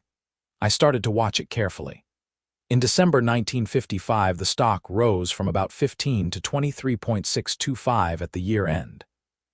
After a 5-week lull, its trading volume increased and its price resumed its advance. I decided to buy 500 shares at 26. It continued to rise and I held on, watching its movement intently. It kept moving upward and its volume of trading was consistently high. When it reached 331, sold it and took a profit of $2866.62. I was happy and excited, not so much because of the money, but simply because I had bought M&M Woodworking, as I had bought Texas Gulf Producing, purely on the basis of its action in the market. I knew nothing about it, nor could I find out very much. Yet I assumed from its continuing rise and high volume that some people knew a lot more about it than I did. This proved to be correct. After I had sold it, I found out from the newspaper that the steady rise had been due to a merger which was being secretly negotiated. It was eventually revealed that another company planned to take over M&M Woodworking for $35 a share, and this offer was accepted. This also meant that, although I was in complete ignorance about the behind-the-scene deal, I had only sold out 2 points under the high. I was fascinated to realize that my buying, based purely on the stock's behavior, enabled me to profit from a proposed merger without knowing anything about it. I was an insider without actually being one. This experience did more than anything to convince me that the purely technical approach to the market was sound. It meant that if I studied price action and volume, discarding all other factors, I could get positive results. I now began to try to work from this point of view. I concentrated on a close study of price and volume and tried to ignore all rumors, tips, or fundamental information. I decided not to concern myself with the reasons behind a rise. I figured that if some fundamental change for the better takes place in the life of a company, this soon shows up in the rising price and volume of its stock, because many people are anxious to buy it. If I could train my eyes to spot this upward change in its early stages, as in the case of M&M Woodworking, I could participate in the stock's rise without knowing the reason for it. The problem was how to detect this change. After much thinking, I found one criterion: that was to compare stocks with people. This is how I began to work it out. If a tempestuous beauty were to jump on a table and do a wild dance, no one would be particularly astonished. That is the sort of characteristic behavior people have come to expect from her. But if a dignified matron were suddenly to do the same, this would be unusual, and people would immediately say, "There is something strange here, something has happened." In the same way, I decided that if a usually inactive stock suddenly became active, I would consider this unusual, and if it also advanced in price, I would buy it. I would assume that somewhere behind the out-of-the-ordinary movement, there was a group who had some good information. By buying the stock, I would become their silent partner. I tried this approach. Sometimes I was successful, sometimes not. What I did not realize was that my eyes were not sufficiently trained yet, and exactly when I started to feel confident I could operate on my theory, I was in for a rude awakening.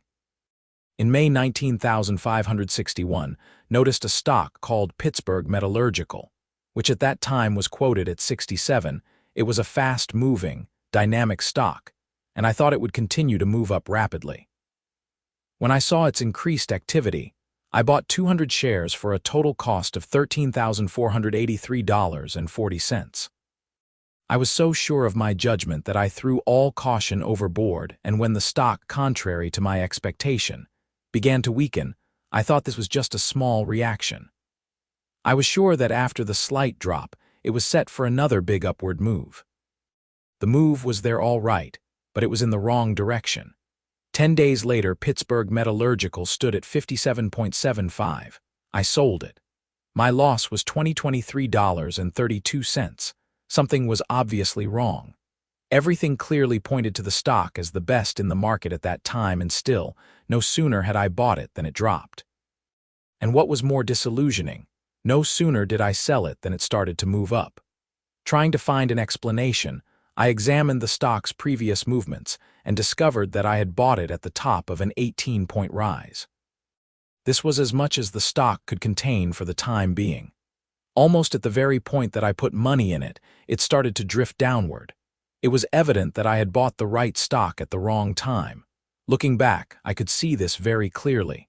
I could see exactly why the stock had performed the way it did afterwards. The question, however, was how to judge a movement at the time it happens. It was a simple, straightforward problem, but it was complex in its enormity. I already knew that book systems did not help, balance sheets were useless, information was suspect and wrong. Clutching at a straw, I decided to make an extensive study of individual stock movements. How do they act? What are the characteristics of their behavior? Is there any pattern in their fluctuations? I read books, I examined stock tables, I inspected hundreds of charts. As I studied them, I began to learn things about stock movements which I had not seen before. I started to realize that stock movements were not completely haphazard. Stocks did not fly like balloons in any direction. As if attracted by a magnet, they had a defined upward or downward trend which, once established, tended to continue. Within this trend, stocks moved in a series of frames, or what I began to call boxes. They would oscillate fairly consistently between a low and a high point. The area which enclosed this up and down movement represented the box or frame. These boxes began to exist very clearly for me. This was the beginning of my box theory, which was to lead to a fortune. This is how I applied my theory when the boxes of a stock in which I was interested stood, like a pyramid on top of each other, and my stock was in the highest box. I started to watch it. It could bounce between the top and the bottom of the box, and I was perfectly satisfied. Once I had decided on the dimensions of the box, the stock could do what it liked, but only within that frame. In fact, if it did not bounce up and down inside that box, I was worried. No bouncing, no movement, meant it was not a lively stock.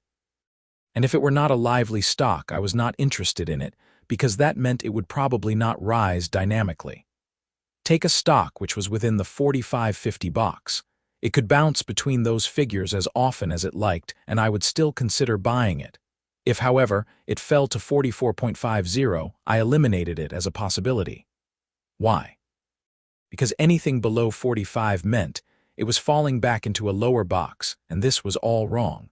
I wanted it only if it was moving into a higher box. I found that a stock sometimes stayed for weeks in one box. I did not care how long it stayed in its box as long as it did, and did not fall below the lower frame figure. I observed, for instance, that when a stock was in the 45-50 box, it might read like this: 45, 47, 49. 50, 45, 47, this meant that, after reaching a high at 50, it could react to a low at 45, then close every day at 46 or 47, and I was quite happy. It was still within its box. But of course, the movement I was constantly watching for was an upward thrust toward the next box. If this occurred, I bought the stock. I did not find any fixed rule as to how this takes place. It just has to be observed and instantly acted upon. Some volatile, eager stocks moved into another box within hours. Others took days. If the stock acted right, it started to push from its 45-50 box into another upper box. Then its movement began to read something like this: 48-52, 50-55, 51-50, 53-52. It was now quite clearly establishing itself in its next box, the 50-55 box. Do not misunderstand me on this. These are only examples. What I had to decide was the range of the box. This, of course, varied with different stocks. For instance, some stocks moved in a very small frame, perhaps not more than 10% each way. Other wide swinging stocks moved in a frame between 15% and 20%. The task was to define the frame exactly and be sure the stock did not move decisively below the lower edge of the box. If it did, I sold it at once, because it was not acting right. While it stayed within its box, I considered a reaction from 55 to 50 as quite normal. It did not mean to me that the stock was going to fall back. Just the contrary. Before a dancer leaps into the air, he goes into a crouch to set himself for the spring. I found it was the same with stocks. They usually did not suddenly shoot up from 50 to 70. In other words, I considered that a stock in upward trend that reacted to 45 after reaching 50 was like a dancer crouching, ready for the spring up. Later, when I had more experience, I also learned that this 45 position in a stock after a 50 high point has another important benefit. It shakes out the weak and frightened stockholders who mistake this reaction for a drop, and enables the stock to advance more rapidly. I came to see that when a stock was on a definite upward trend, there was a feeling of proportion about its advance. If it was on its way, rising from, let us say, 50 to 70 but occasionally dropping back, that was all part of the right rhythm. It might have gone like this: 50, 52, 57, 58, 60, 55, 52, 56. That meant it was in the 5260 box. After this, on an upward swing, it might have gone 58, 61, 66, 70, 66, 63, 66. This meant it was well inside the 6370 box. I also considered that it was still edging towards higher spheres.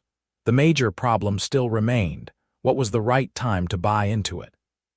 Logically, it was the moment when it entered a new higher box. This seemed quite simple, until the case of Louisiana Land and Exploration proved it was not. For weeks, I watched the behavior of this stock and saw it form its pyramiding boxes. When the upper frame of its last box was 59.75, I felt I had assessed it correctly. I told the broker to telephone me when it reached 61, which I considered the door of its new box. He did, but I was not in my hotel room when the call came. It took him 2 hours to reach me. By the time he did, the stock was quoted at 63. I was disappointed. I felt I had been deprived of a great opportunity. I was angry at the way it had passed me at 61, and when it went to 63 in such a short time, I was certain I had missed a very good thing. Good reason deserted me in my excitement. I would have paid any price for this stock in my enthusiasm. I just had to get into a stock which I thought was going up to a fabulous price. Up it went, 63.50, 64.50, 65. I was right. I had judged it correctly and I had missed it. I could not wait any longer. I bought 100 shares at 65 at the top of its new box because I had missed it at the bottom. Although I was improving in my selection and method, I was still somewhat of a baby in the mechanics of Wall Street, so I placed my problem before the broker. We discussed the 61-point telephone call, which had unfortunately missed me. He told me I should have put in an automatic on-stop buy order. This meant the stock would have been bought when it rose to 61. He suggested that, whenever I made a decision about a stock, I should put in a buy order at a named figure. Then the stock would be bought for me without further consultation if the market reached this figure. This I agreed to do. My problem of buying automatically at what I thought was the right time was settled. By this time, my box theory and its form of application were firmly planted in my mind, and on 3 consecutive occasions, I used it successfully. I bought Allegheny Ludlam Steel when it appeared to me to be going into the 45.50 box. I bought 200 shares at 45.75 and sold them 3 weeks later at 51. I also bought 300 shares of Dresser Industries when it seemed to be entering the 84.92 box. I bought at 84, but as it did not seem to be making the right progress through the box, I sold at 86.50. Then I bought 300 shares of Cooper Bessemer at the bottom edge of the 40.45 box at 40.75 and sold at 45.50. My profit on these 3 transactions was $24.42.36. This gave me a great deal of confidence, but then I received a slap in the face which proved to me that I needed more than a theory alone.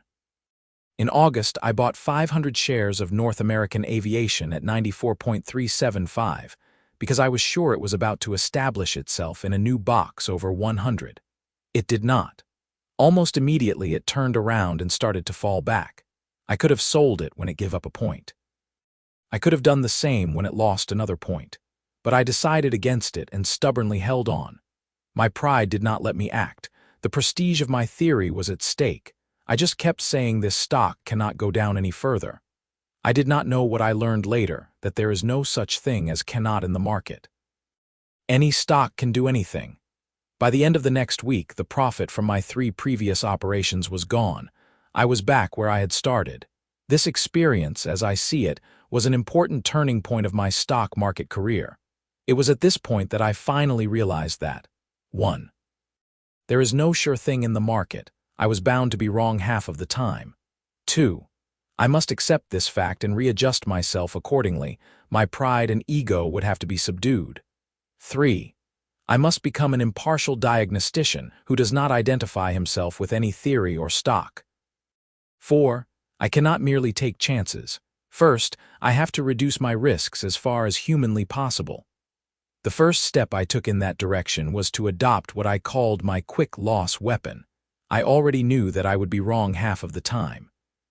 Why not accept my mistakes realistically and sell immediately at a small loss? If I bought a stock at 25, why not at the same time order the stock to be sold if it returned below 24? I decided to give on-stop orders to buy at a certain figure with an automatic stop-loss order on them in case the stock went down. This way, I figured, I would never sleep with a loss.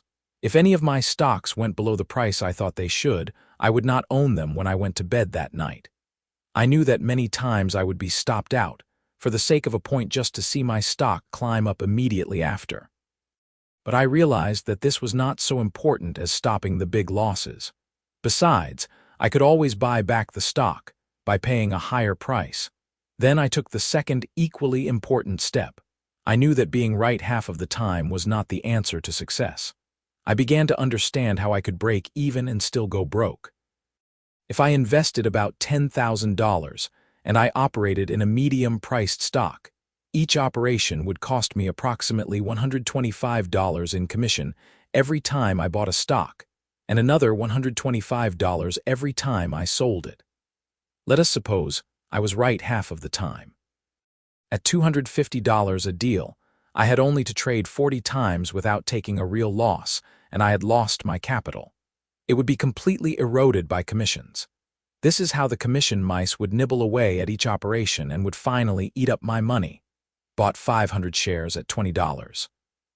Paid, including commission, $10,125.00. Sold 500 shares at $20. Received, deducting commission, $98.75.00. Loss, $250.00. 40 transactions at $250 equals $10,000. There was only one answer to this danger. My profits had to be bigger than my losses.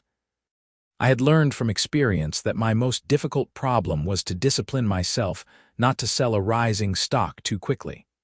I always sold too quickly because I am a coward. Whenever I bought a stock at 25 and it rose to 30, I became so worried it might go back that I sold it. I knew the right thing to do, but I invariably did the opposite. I decided that since I could not train myself not to get scared every time, it was better to adopt another method. This was to hold on to a rising stock, but at the same time, keep raising my stop-loss order parallel with its rise. I would keep it at such a distance that a meaningless swing in the price would not touch it off. If, however, the stock really turned around and began to drop, I would be sold out immediately. This way the market would never be able to get more than a fraction of my profits away. And how to determine when to take profits? I realized that I would not be able to sell at the top. Anyone who claims he can consistently do this is lying. If I sold while the stock was rising, it would be a pure guess, because I could not know how far an advance might carry.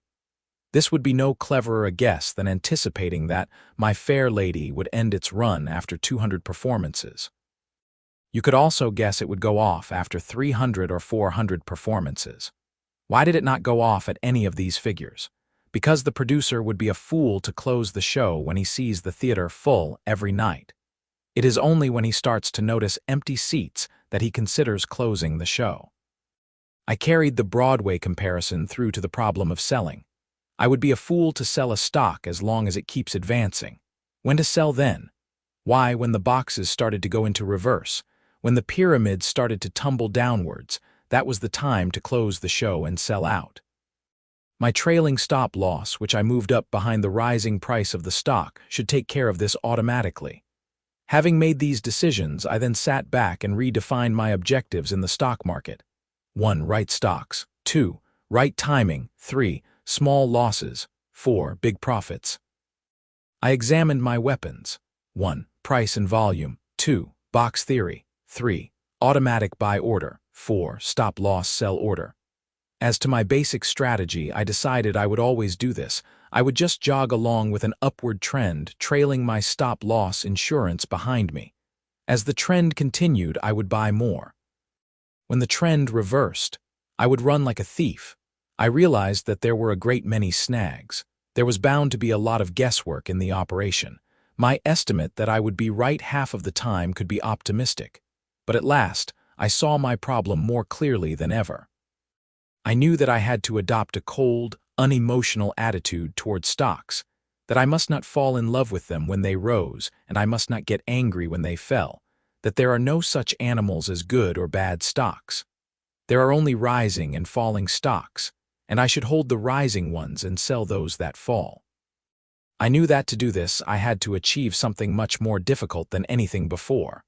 I had to bring my emotions, fear, hope, and greed, under complete control. I had no doubt that this would require a great amount of self-discipline, but I felt like a man who knew a room could be lit up and was fumbling for the switches. Chapter 5: Cables Round the World. Almost at the same time that I started to operate with my new principles in mind, I signed up to make a 2-year tour of the world with my dancing act. Immediately, I was faced with many problems. How, for instance, could I continue to trade while I was at the other side of the world? And instantly and very vividly, there came before my mind the occasion when my broker missed me on the telephone. If this could happen in New York, how was I to overcome such a difficulty when I was thousands of miles away?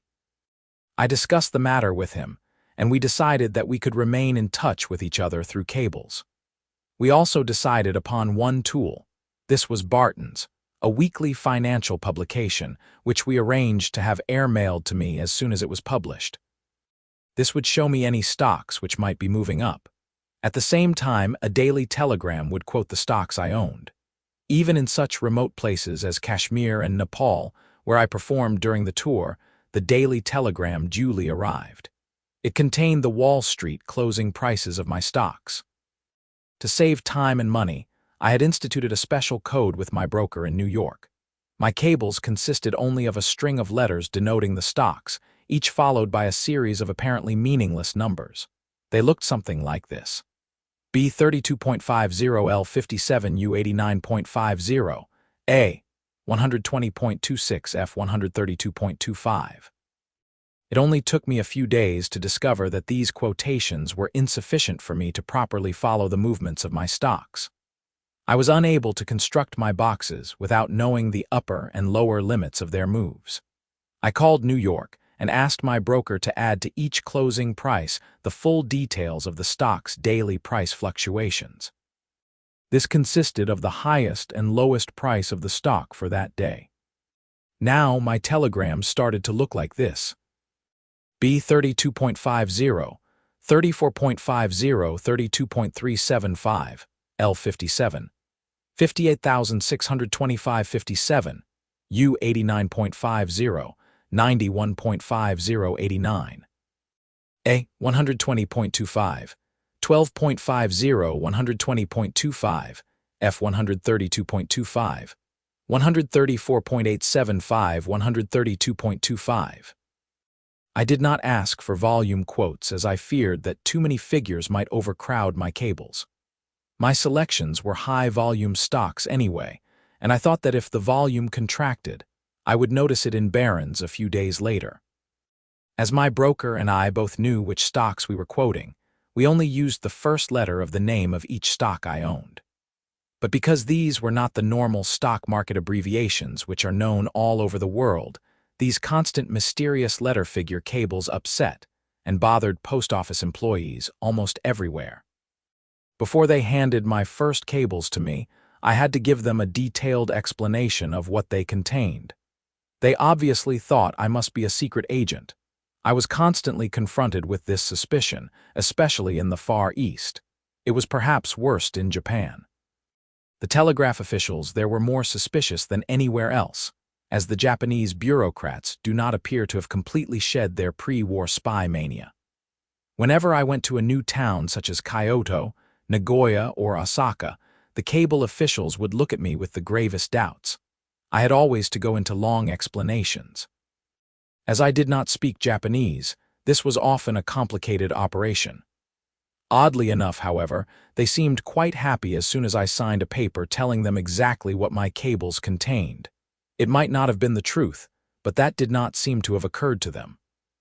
On the other hand, without this paper bearing my signature, they would refuse to send my cables. It took me a long time to change their minds. I spent 6 months in Japan before I finally became a well-known figure in the cable offices of most of the major cities. They even began cheerfully to accept my cables without a special signature. The word had gone around among the Japanese that I was a mad, but apparently harmless, European who kept sending and receiving telegrams containing financial gibberish. During my tour of the world, my journeys ranged from Hong Kong to Istanbul, Rangoon, Manila, Singapore, Stockholm, Formosa, Calcutta, Japan, and many other places. Naturally, I often ran into other difficulties trying to receive or send my cables. One major problem was that while I was traveling, I had to be careful that cables did not miss me. So when I was on the move, they were duplicated or even triplicated. It was quite common for the same cable to leave Wall Street, addressed Pan Am Flight to Hong Kong Airport, repeated Tokyo Airport, repeated Nikatsu Hotel, Tokyo. This arrangement enabled me, if I missed it in flight, to pick it up immediately after landing.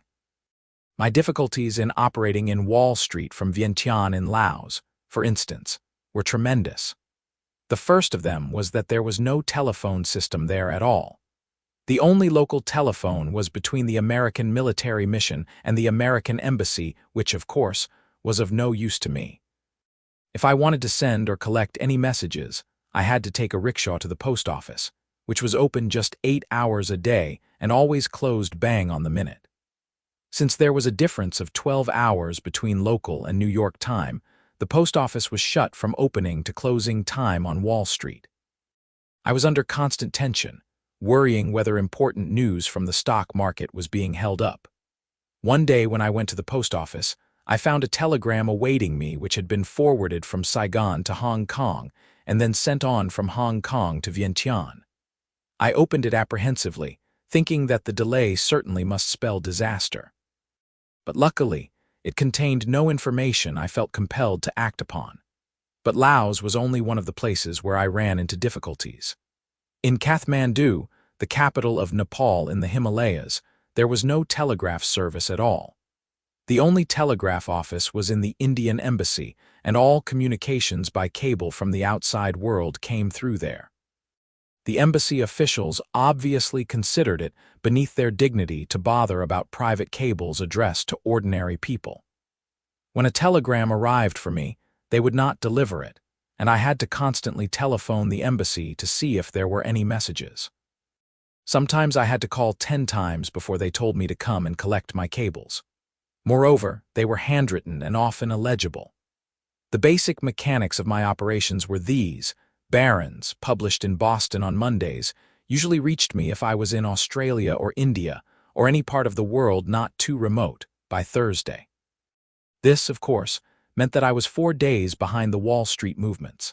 However, when I saw in Barron's a stock that behaved according to my theories, I sent a telegram to my broker asking him to bring me up to date on the stock's movements from Monday to Thursday, for example. Cable this week's range and close Chrysler. If the stock, for instance, was, in my opinion, behaving well in the 60-65 box, I would wait to see if the 4-day quotations from New York still showed this. If the quotations cabled to me showed it was still in this box, I decided to watch it. I would then ask my broker to quote it daily so I could see if it was pressing toward a higher box. If I was satisfied with what I saw, I cabled to New York my on-stop buy order, which my broker was instructed to consider good till canceled unless otherwise specified. This was always coupled with an automatic stop-loss order in case the stock dropped after I bought it. A typical cable looked like this. Buy 200 Chrysler 67 on stop 65 stop-loss. If, on the other hand, my broker's cable showed it had moved out of the 60/65 box since I had noticed it in Barron's, I forgot about it. It was too late for me to act. I had to wait for another opportunity. Naturally, I was forced to narrow down my operations to a few stocks. The reason was purely financial. If I spent more than $12 to $15 a day on cables requesting stock quotations, the operation would become uneconomic unless I made enormous profits. In the beginning, I was terribly afraid. Not that being in New York had helped me in the past, but to be able to communicate with Wall Street by telephone had given me a false feeling of security. This I missed for a while. It was only later, as I gradually gained experience in trading through cables, that I came to see the advantages of it. No phone calls, no confusion, no contradictory rumors. These factors combined gave me a much more detached view. As I only handled 5 to 8 stocks at a time, I automatically separated them from the confusing, jungle-like movement of the hundreds of stocks which surrounded them. I was influenced by nothing but the price of my stocks. I could not hear what people said, but I could see what they did. It was like a poker game in which I could not hear the betting, but I could see all the cards. I did not know it at the time, but later, as I became more experienced in the market, I realized how invaluable this was to me. Of course, the poker players would try to mislead me with words, and they would not show me their cards. But if I did not listen to their words and constantly watched their cards, I could guess what they were doing. At first, I tried to practice on paper without investing any money. But I soon discovered that working on paper was quite different from actual investing. It was like playing cards without any dollars in the pot. It had as much savor and excitement as bridge at an old lady's home. Everything seemed very easy on paper with no money at stake. But as soon as I had $10,000 invested in a stock, the picture became quite different. With no money involved, I could easily control my feelings. But as soon as I put dollars into a stock, my emotions came floating quickly up to the surface. As my cables continued to arrive day after day, I slowly became accustomed to this new type of operation and started to feel more and more confident. Only one particular fact bothered me. Sometimes, some of my stocks made inexplicable moves which had no relation to their previous behavior. This baffled me, and it was while I was looking for an explanation that I made a momentous discovery. I realized I was on my own. I was certain I could learn nothing more from books. No one could guide me. I was completely alone with my daily telegrams and my weekly issues of Barton's. They were my only contact with Wall Street, many thousands of miles away. If I wanted an explanation, I could only turn to them. So I plunged avidly into Barron's. I turned its pages until they turned to shreds before I finally discovered this. The inexplicable moves in my stocks usually coincided with some violent move in the general market. As I only received the quotes of my own stocks, I was completely disregarding the possible influence of the general market on them. This was no better than trying to direct a battle by only looking at one section of the battlefield. This was a very important discovery for me, and I immediately acted on it. I asked my broker to add to the end of my cables the closing price of the Dow Jones Industrial Average. This I thought would give me a clear enough picture of how the general market behaved. My telegrams now read like this. When I received the first cables with this added information, I was like a child with a new toy. I thought I had discovered a completely new formula.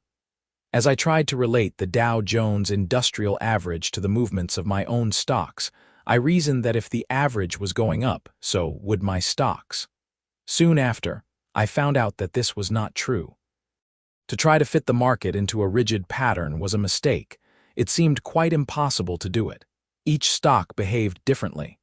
There was no such thing as a mechanical pattern. I was wrong many times before I banished the average to its proper place. It was some time before I discovered that the Dow Jones Company publishes an average. It simply mirrors the day-to-day behavior of 30 selected stocks. Other stocks are influenced by it, but do not mechanically follow its pattern. I also began to appreciate that the Dow Jones Company is not a fortune-telling organization. It does not attempt to tell you when individual stocks will rise or fall. Gradually, I began to understand that I could not apply mechanical standards to the relationship between the average and individual stocks. Judging this relationship was much more like an art. In some ways, it was like painting. An artist puts colors on a canvas obeying certain principles, but it would be impossible for him to explain how he does it. In the same way, I found that the relationship between the average and my individual stocks were confined within certain principles, but they could not be measured exactly. From then on, I made up my mind to keep watching the Dow Jones Industrial Average, but only in order to determine whether I was in a strong or a weak market. This I did because I realized that a general market cycle influences almost every stock. The main cycles, like a bear or a bull market, usually creep into the majority of them. Now that I was armed with a finishing touch to my theory, I felt much stronger. I felt as though I was beginning to touch some of the light switches which would illuminate the room. I discovered I could form an opinion on the stocks from the telegrams in front of me. They became like X-rays to me. To the uninitiated, an X-ray picture is meaningless, but to a physician, it often contains all the information he wants to know. He relates its findings to the nature and duration of the illness, the age of the patient, etc., and only then does he draw his conclusions. Looking at my telegrams, I did something similar. I compared the prices of my stocks first with each other, then with the Dow Jones average, and after I weighed their trading range, I evaluated whether I should buy, sell, or hold. I did this automatically without deeper analysis. I could not fully explain this to myself until I realized that I was now reading and no longer spelling out the alphabet. I was doing what an educated adult does. I could absorb the printed page at a glance and draw rapid conclusions from it, instead of painfully putting the letters together like a child. Simultaneously, I tried to train my emotions. I worked it this way: whenever I bought a stock, I wrote down my reason for doing so. I did the same when I sold it. Whenever a trade ended with a loss, I wrote down the reason I thought caused it. Then I tried not to repeat the same mistake. This is how one of my tables looked. These cause of error tables helped me immeasurably. As I drew them up one after the other, I was learning something from each trading. I started to see that stocks have characters just like people. This is not so illogical because they faithfully reflect the character of the people who buy and sell them. Like human beings, stocks behave differently. Some of them are calm, slow, conservative. Others are jumpy, nervous, tense. Some of them I found easy to predict. They were consistent in their moves, logical in their behavior. They were like dependable friends, and some of them I could not handle. Each time I bought them, they did me an injury. There was something almost human in their behavior. They did not seem to want me. They reminded me of a man to whom you try to be friendly but who thinks you have insulted him, and so he slaps you. I began to take the view that if these stocks slapped me twice, I would refuse to touch them anymore. I would just shake off the blow and go away to buy something I could handle better. This does not mean, of course, that other people with a different temperament from mine were not able to get on well with them, just as some people get along with one set of people better than they do with others. The experience I gained through my cause of error tables became one of the most important of all my qualifications. I now realized I could never have learned it from books. I began to see that it is like driving a car.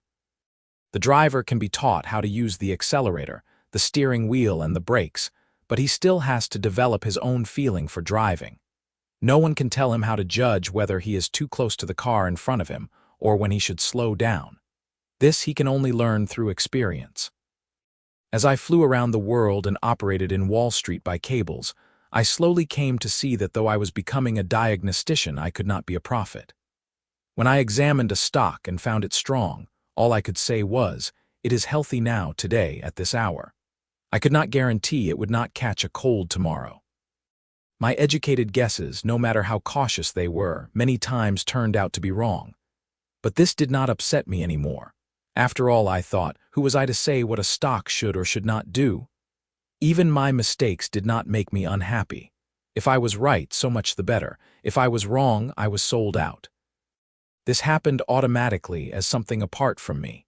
I was no longer proud if the stock went up, nor did I feel wounded if it fell. I knew now that the word value cannot be used in relation to stocks. The value of a stock is its quoted price. This in turn is entirely dependent on supply and demand. I finally learned that there is no such thing as a $50 stock. If a $50 stock went to $49, it was now a $49 stock. Being thousands of miles away from Wall Street, I succeeded in disassociating myself emotionally from every stock I held. I also decided not to be influenced by the tax problem. Many people hold on to stocks for 6 months to obtain long-term capital gain. This I considered dangerous. I might lose money by holding on to a falling stock just for tax reasons. I decided I would trade in the market by doing the right thing first, follow what a stock's behavior commands, and care about taxes later. As if stocks were made to confirm my new attitude, I handled them successfully for quite a while. I bought with bold confidence when I thought I was right and coldly, without hurt ego. I took my limited losses when I thought I was proven wrong. One of my most successful operations was in Cooper Bessemer. I bought 3 times into this stock, each time 200 shares. 2 operations ended with a loss, but the third made me a sizable profit. Here are the details of these purchases. A few other stocks, like Dresser Industries and Reynolds Metals, behaved equally well and gave me satisfactory profits. But then, in the summer of 1957, when I was in Singapore, a most staggering series of events developed. Finally, on August 26, 1971, found myself without a single stock. My automatic stop-loss had sold me out of everything. In 2 months, every one of my stocks had slowly turned around, and one by one had sagged through the bottom of their boxes. And one by one, even if it was only a question of half a point, they were sold. I did not like it, but there was nothing I could do. According to my theory, I just had to sit back and wait patiently until one or more of the stocks I had been stopped out of, or any other stocks I was watching, went towards a new higher box. Eager and anxious, I watched from the sidelines with not a dollar invested, while prices continued to drop, but no opportunity seemed to appear. What I did not know was that we were at the end of one phase of the great bull market. It was several months before this became evident, and it was declared a bear market. Half the Wall Street analysts still discuss it. They say it was merely an intermediate reaction, a temporary halt in the rising market. They all agree, however, that prices collapsed. Of course, all these opinions are expressed by hindsight, when it is too late. The advice to get out of the market was not available when one needed it. I recall the case of Hitler when he decided to invade Stalingrad. To him, it was just another Russian town to be conquered and occupied.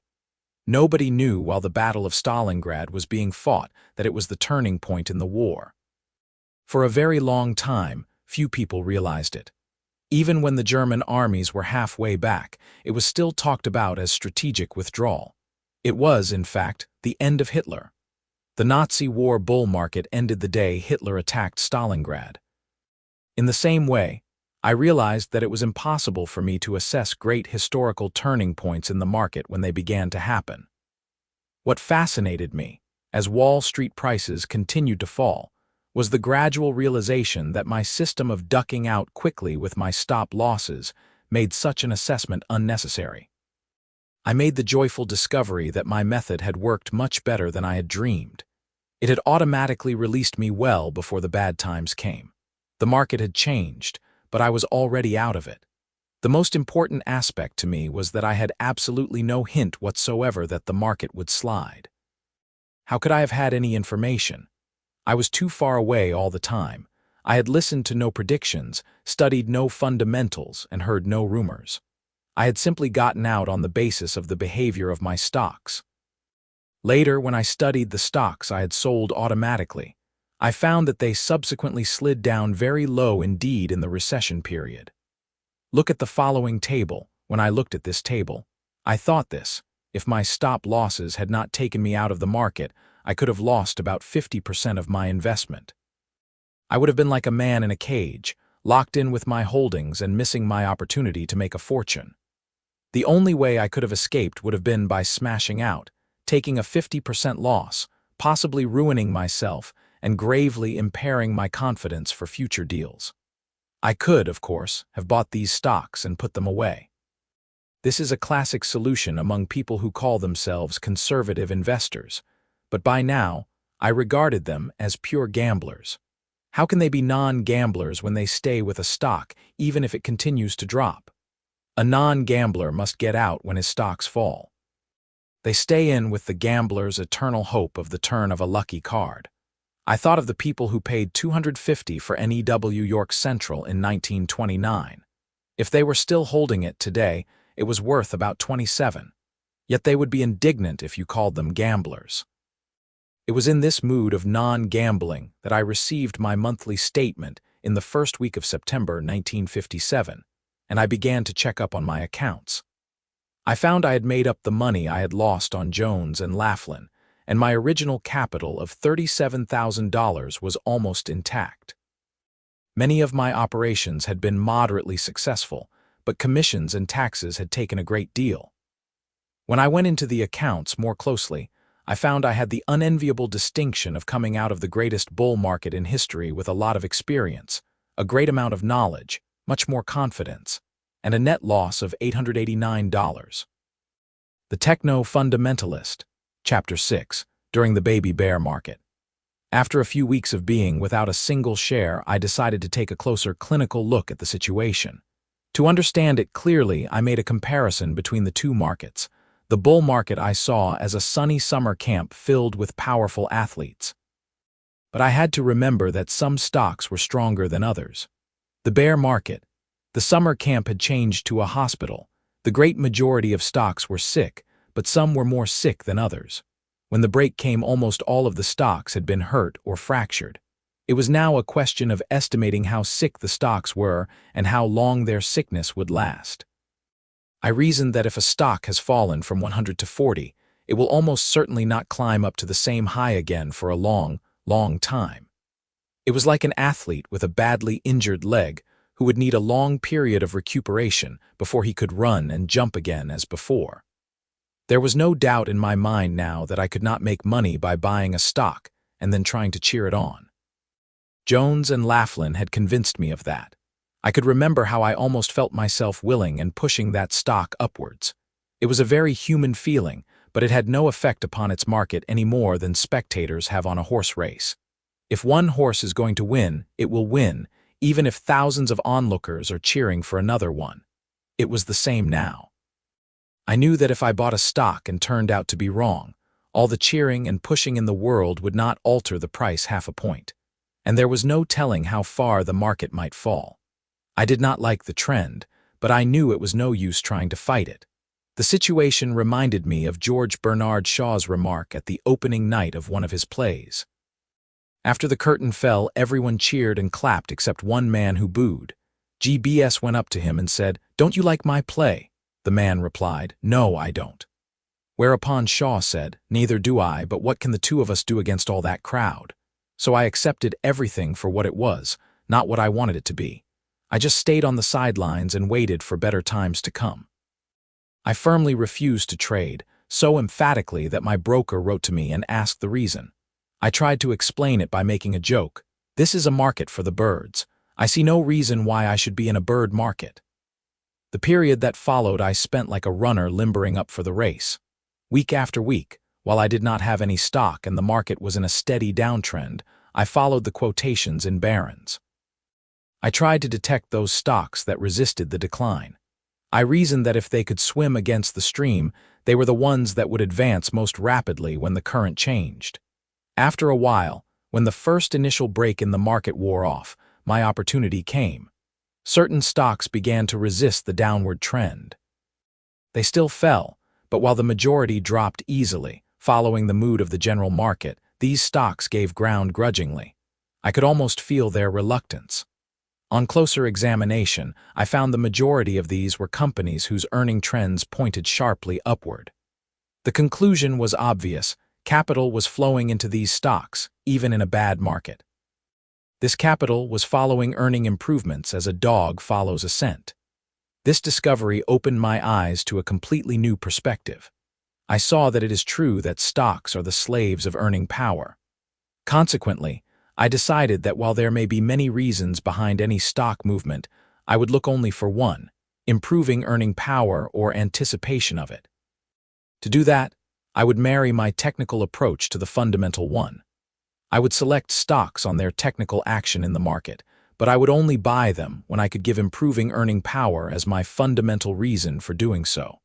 This was how I arrived at my techno-fundamentalist theory, which I am still using today. As to the practical application, I decided to take a 20-year view. That did not mean I wanted to hold a stock for 20 years. Nothing was more contrary to my intentions. But I looked out for those stocks which were tied up with the future, and where I could expect that revolutionary new products would sharply improve the company's earnings. Certain industries were obvious at once, like electronics, missiles, rocket fuels. They were rapidly expanding, infant industries, and unless something unforeseen happened, their expansion should soon be reflected in the market. From my research into the history of the stock market, I knew that the basic principles governing stocks of the future have always held good in Wall Street. In the years before automobiles, the smart operators went into railroads because they knew these would supersede the covered wagon and the stage coach. A generation or so later, the shrewd investors moved out of railroads into automobiles. Forward-looking, expanding companies like General Motors and Chrysler were comparatively small firms then, but they represented the future. People who bought into them at that time and stayed with them during their expansion period made a lot of money. Now these are well-established stocks. They are not for the forward-looking speculator. It is the same today, I reasoned. On the general theory of the buoyant future, stocks which promise dynamic future development should behave better than others. A sound stock which is in tune with the jet age might be worth 20 times as much in 20 years. I knew that in this kind of stock there were definite fashions just as there are in women's clothes, and if I wanted to be successful, it was important to search for fashionable stocks. Women's fashions alter, and so do fashions in stocks. Women will raise or lower their hemlines 1 or 2 inches roughly every 2 or 3 years. The same with stocks. While the fashion persists, the forward-looking investors get in and stay in. Then slowly the fashion fades and they are out. They are putting their money into a new style stock. I knew I must watch eagerly for these fashion changes, or I might be left still holding a long skirt stock when the new stocks were showing their knees. I might also miss, unless I was very alert, something sensationally new like the big bosom era. This is not so fanciful as it may seem. Take a mythical product like an automobile which can also fly. Everybody is rushing for that company's stock. Yet in a converted stable in Oregon, 2 men are working on an invention which will far outclass the flying car. Once that is ready for the market and a company has been formed to handle it, the original flying car will be superseded. Its stock will start to slide. It will become old-fashioned. This is an oversimplification and does not solve the problem how to buy into this year's fashion. I could only do it by carefully watching the market for signs. If the fashion seemed to be moving away from the long skirt, there must be some other about to be fashionable stock ready to take its place. What I had to do was to find stocks that would be hoisted up because they stirred people's imagination for the future. On the basis of this thinking, I carefully watched stock market quotations in this general bracket of expanding stocks in tune with the jet age. I was not interested in the company's individual products, whether it was metals for rockets, solid fuel, or advanced electronic equipment. In fact, I did not want to know what they made. That information might only inhibit me. I did not care what the company's products were, any more than I was influenced by the fact that the board chairman had a beautiful wife. But I did want to know whether the company belonged to a new vigorous infant industry and whether it behaved in the market according to my requirements. This, of course, was directly against the advice of many financial writers with conservative backgrounds who have been pounding into investors for generations that they must study company reports and balance sheets, find out all they can about a stock's background in order to make a wise investment. I decided that was not for me. All a company report and balance sheet can tell you is the past and the present. They cannot tell the future, and it was for this I had to project my plans. I also humbly realized that that was only my attitude. I was looking for capital gain. A widow looking for dividend income had to think otherwise. As I flew around the world, I was constantly searching for stocks that would climb into the stratosphere because of the vision of their future. This attitude was a preparation for what I suppose you could call high-territory trading. I looked for stocks that I thought could make new highs, and I decided to give them my full attention when they had climbed onto the launching pad and were preparing to rocket up. Now these stocks would be more expensive than ever before, and so they would look too dear to the uninitiated. But they could become dearer. I made up my mind to buy high and sell higher. Using my hard-bought training, I diligently attempted to find these expensive but cheap, high-velocity stocks. I searched constantly for them because I felt sure that they would move up at the first sign of a better market. I carefully watched a dozen stocks which seemed to be in this category, checking their quotations every week, analyzing their behavior for any sign of a hardening. I closely observed their price action, and I was on the alert for any unusual activity as well. I had not forgotten the importance of volume. I also prepared myself to operate in higher-priced stocks. This was because of the brokerage commissions. When I examined the rates, I discovered that it was cheaper to invest $10,000 in a $100 stock than in a $10 stock. Here is why. Let us suppose I wanted to invest my $10,000 in one stock. I could do it in several ways. For instance, I could buy 1,000 shares of $10 stock, or 500 shares or $20 stock, or 100 shares of $100 stock. To invest my $10,000 would cost me buying plus selling, in the case of the $10 stock, $300. In the case of the $20 stock, $250. In the case of the $100 stock, $90. If my buying point was correct, the broker's commission was not important, it came off my profit. But if my timing was wrong and I was stopped out, that was another matter. Then the two commissions, one for buying and one for selling, had to be added to my loss.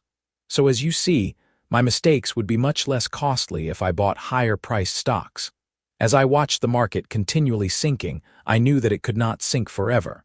Sooner or later, stocks would begin to move upwards. They always had. Bear markets were always followed by bull markets. The educated art was to watch for the first signs, be sure they were real, and buy in before everyone else noticed and the prices began to rise too high. My mind went back to the Battle of Waterloo. At this famous battle, Rothschild had an agent who, as soon as victory was certain, set off for London and informed Rothschild. Rothschild started buying every British government share he could before anyone else heard the news. When they did, of course, the shares rocketed and Rothschild sold at a huge profit. The principle remains the same in Wall Street today. Communications are much quicker, but the ancient art remains the same, to get in faster than the other fellow. That was the position for which I had now trained myself for 5 years. I knew I had learned an enormous amount. My Canadian period taught me not to gamble.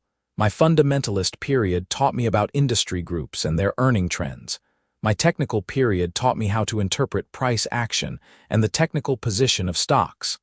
And now, I reinforced myself by piecing them all together. It was like the solution of an intriguing jigsaw puzzle where finally all the pieces fall beautifully into place. I was certain this method would prove successful in the future.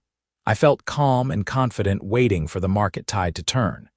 After a few months, what I was waiting for began to happen.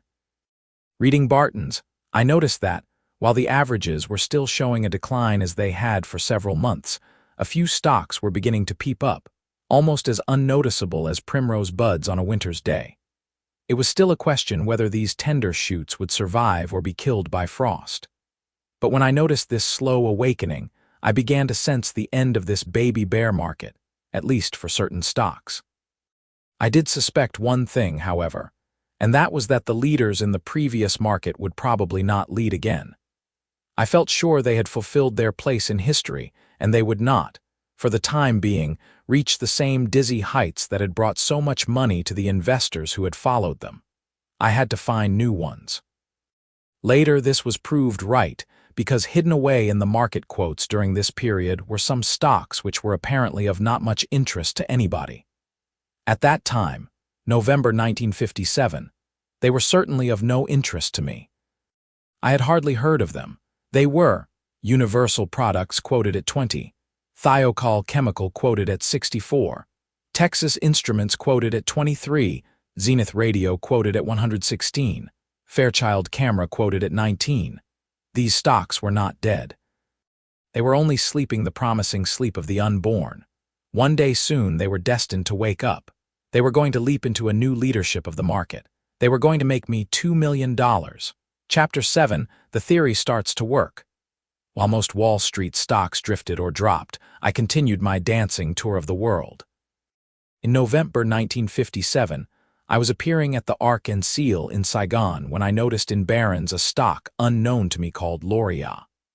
I did not know then that they were the manufacturers of a particular brand of filter-tip cigarettes, and the filter-tip craze was about to sweep America, causing their production to leap up astronomically. Out in Saigon, all I knew was that L'Oreal began to emerge from the swamp of sinking stocks like a beacon. In spite of the bad market, it rose from 17 until, in the first week of October, it established itself in the narrow box 2427. Its volume for that week was 126,700 shares, which sharply contrasted with its usual 10,000 shares earlier in the year. The steady rise in price and the high volume indicated to me that there was a tremendous interest in this stock. As for its fundamentals, I was satisfied as soon as I found out about the wide acceptance of their Kent and Old Gold cigarettes. I decided that if it showed signs of going above 27, I would buy it. I asked my broker to cable me daily quotes. It soon became clear from these quotes that certain knowledgeable people were trying to get into this stock in spite of the general state of the market. Few people at that time had the faintest indication that L'Oreal was to make Wall Street history, that it was to shoot up to a most astounding high in a relatively short time, watched by the amazed and gasping financial community. We were at the depth of the baby bear market, and the atmosphere was rather gloomy. But, as if unperturbed by the general pessimism, L'Oreal was happily jumping up and down in its little cage. By mid-November 1957, it became even more independent, and it began to push upward toward what I estimated would be a 2732 box. This isolated strength in the face of general weakness was very impressive to me. I felt I had sufficient proof of its strength, and I decided to become a bull in a bear market. I sent the following cable from Bangkok. Buy 200 L'Oreal 27.50 on stop with 26 stop loss. As you see, although I felt quite secure in my judgment with my merged technical and fundamental viewpoints, I did not for one moment consider abandoning my chief defensive weapon, the stop-loss order. No matter how well built your house is, you would not think of forgetting to insure it against fire. Within a few days, I received confirmation that I had bought 200 L'Oreal at 27.50. I was well satisfied with my purchase and braced myself for a big rise. This came, but not the way I had assessed it. My first experience was disheartening. On Tuesday, November 26th, the stock dropped back exactly to my stop loss of 26, and I was sold out. To add insult to injury, seconds after I was stopped out, it started to rise and closed at 26.75. However, the reaction was so short and the rise that followed so firm that I decided to go back into it. That same week, I bought back my shares at 28.75. Again, I fixed my stop loss at 26. But this time, L'Oreal's behavior was perfect. As the days went by, I was satisfied to see that the quotations never came close to my stop loss. This was a firm indication that I was on the right track, and that my theory applied to this stock. I happened to be right. In December 1957, L'Oreal rose over 30 and made a new 3135 box. My experiences with similar stock movements in the past told me that it was being accumulated. I felt I had the right stock. Now it was a question of getting into it with more money at the right time. I carefully watched my daily quotes. I looked for the right moment as a fighter looks for an opening to land his blow. Towards the end of January, after a false move, the big surge through which I had been expecting occurred, L'Oreal started to move decisively out of its box. This seemed to be the ideal moment. Everything was encouraging: the technical action, the fundamentals, the pattern. Also, the New York Stock Exchange had just lowered its margin requirements from 70% to 50%. This meant that my limited capital now had much more purchasing power. Every $1,000 could buy $2,000 worth of stock. This was important to me, because I needed my funds for another stock I was watching at that time. I was flying from Bangkok to Japan. It was from there I sent out my cables to add a further 400 shares to my holdings. These were bought for me at 35 and 36.50. In the weeks that followed, the stock's behavior continued to be exemplary. It was exciting to watch my theory being vindicated in practice. While I was traveling around the world dancing, Loria was steadily dancing about in its box. It would do this for a short time and then, with an impeccable, almost predictable thrust, move into the box above. Loria boxes began piling on top of each other like a beautifully constructed pyramid. I watched them fascinated. I had never seen a stock behave so perfectly as this. It was acting as though my theory had been built around it. On February 17, 1958, Loria bounced up to 44.375. I was feeling very pleased with myself and the stock when, 2 days later, I received a cable in Tokyo which frightened me. In one single day, my stock had dropped to a low of 36.75 and closed at 37.75. I was baffled. This move was completely unexpected. I did not know how to explain it. I rapidly cabled New York and raised my stop loss to 36, less than 2 points below the day's closing price. I felt if it dropped there, I would be sold out and still make a nice profit on my first purchase. As I was in Tokyo, I could not know the Wall Street rumors which had driven the stock down that day. All I knew was that it acted badly. Later, I found out there had been a report saying that filter tips were not so efficacious against lung cancer as they were claimed to be, and this had panicked a lot of people out of the stock. Fortunately, the setback was very short, and my stop loss was not touched off. This convinced me of the stock's power, and I decided to buy an additional 400 shares. I paid 38.625. Almost immediately, we left this price behind. The quotes came in, 39.75, 40.25, 42. I was very happy. I felt as if I had become a partner in an immense new development. Everything looked as if I had planned it. It was at this time that I received from my broker 3 weeks' issues of a well-known advisory service. Week after week, this service strongly urged its subscribers to sell Loria short. The third recommendation read like this: Loria was obviously under distribution around 44 last week after we told you to start it on the short side. This amazed me, but I had long ago become so disillusioned with advisory services that I did not pay attention to it. Instead, I started to recommend Loria to any American tourist who mentioned stock market to me.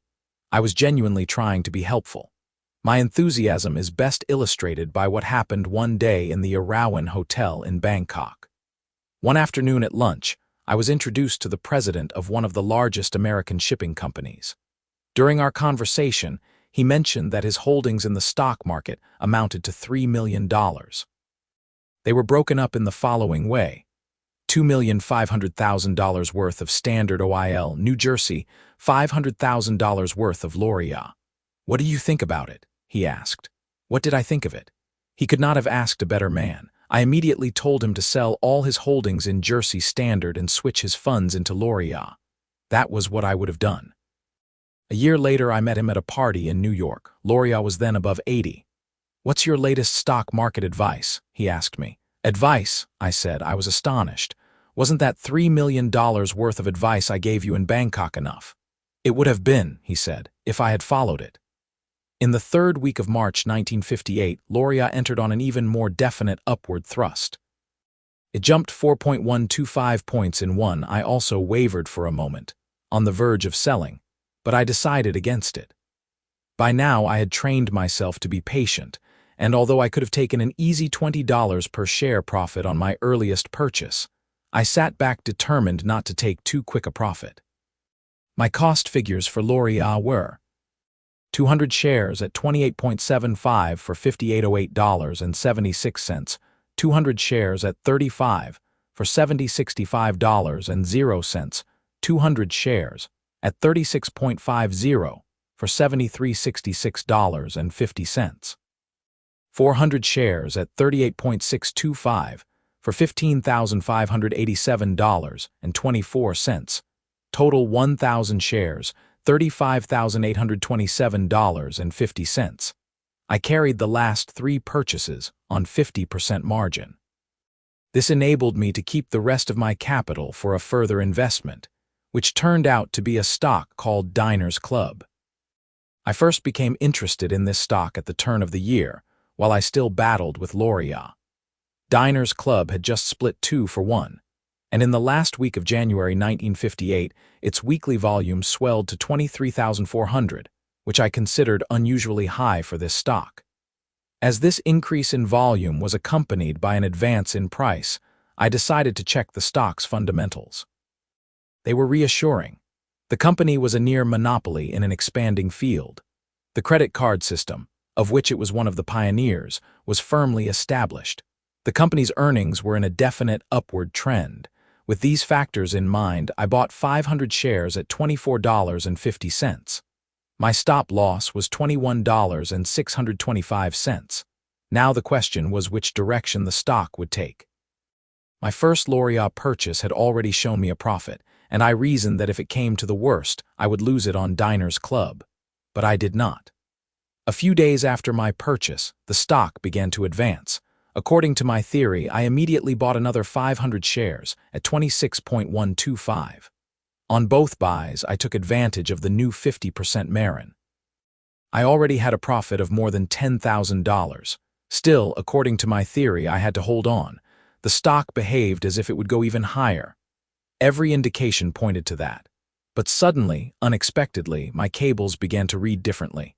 It was difficult to understand why, but I began to feel uncomfortable. The stock seemed to have lost its will to rise. It looked as though its last pyramid would hesitate on the brink of going into reverse. It almost seemed ready to tumble.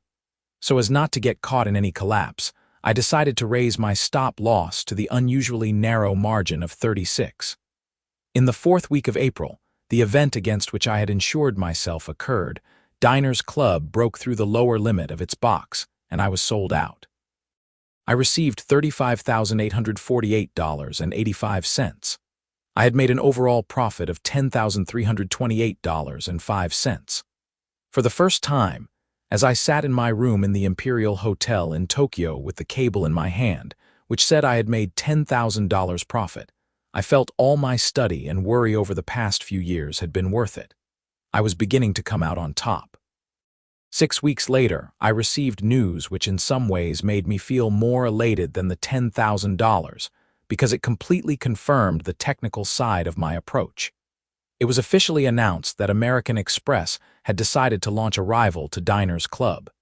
This had been the reason for the hesitation of the stock near the 36 mark. Some people had known this before the announcement and were selling out. Without knowing about it, I was their partner. Being in the Far East, I could not possibly know of any rival organization being set up, yet the technical side of my system based on the price action had warned me to get out. During all the time that I spent with Laurier and Diners Club, I never neglected to follow the quotations of other stocks in Barron's.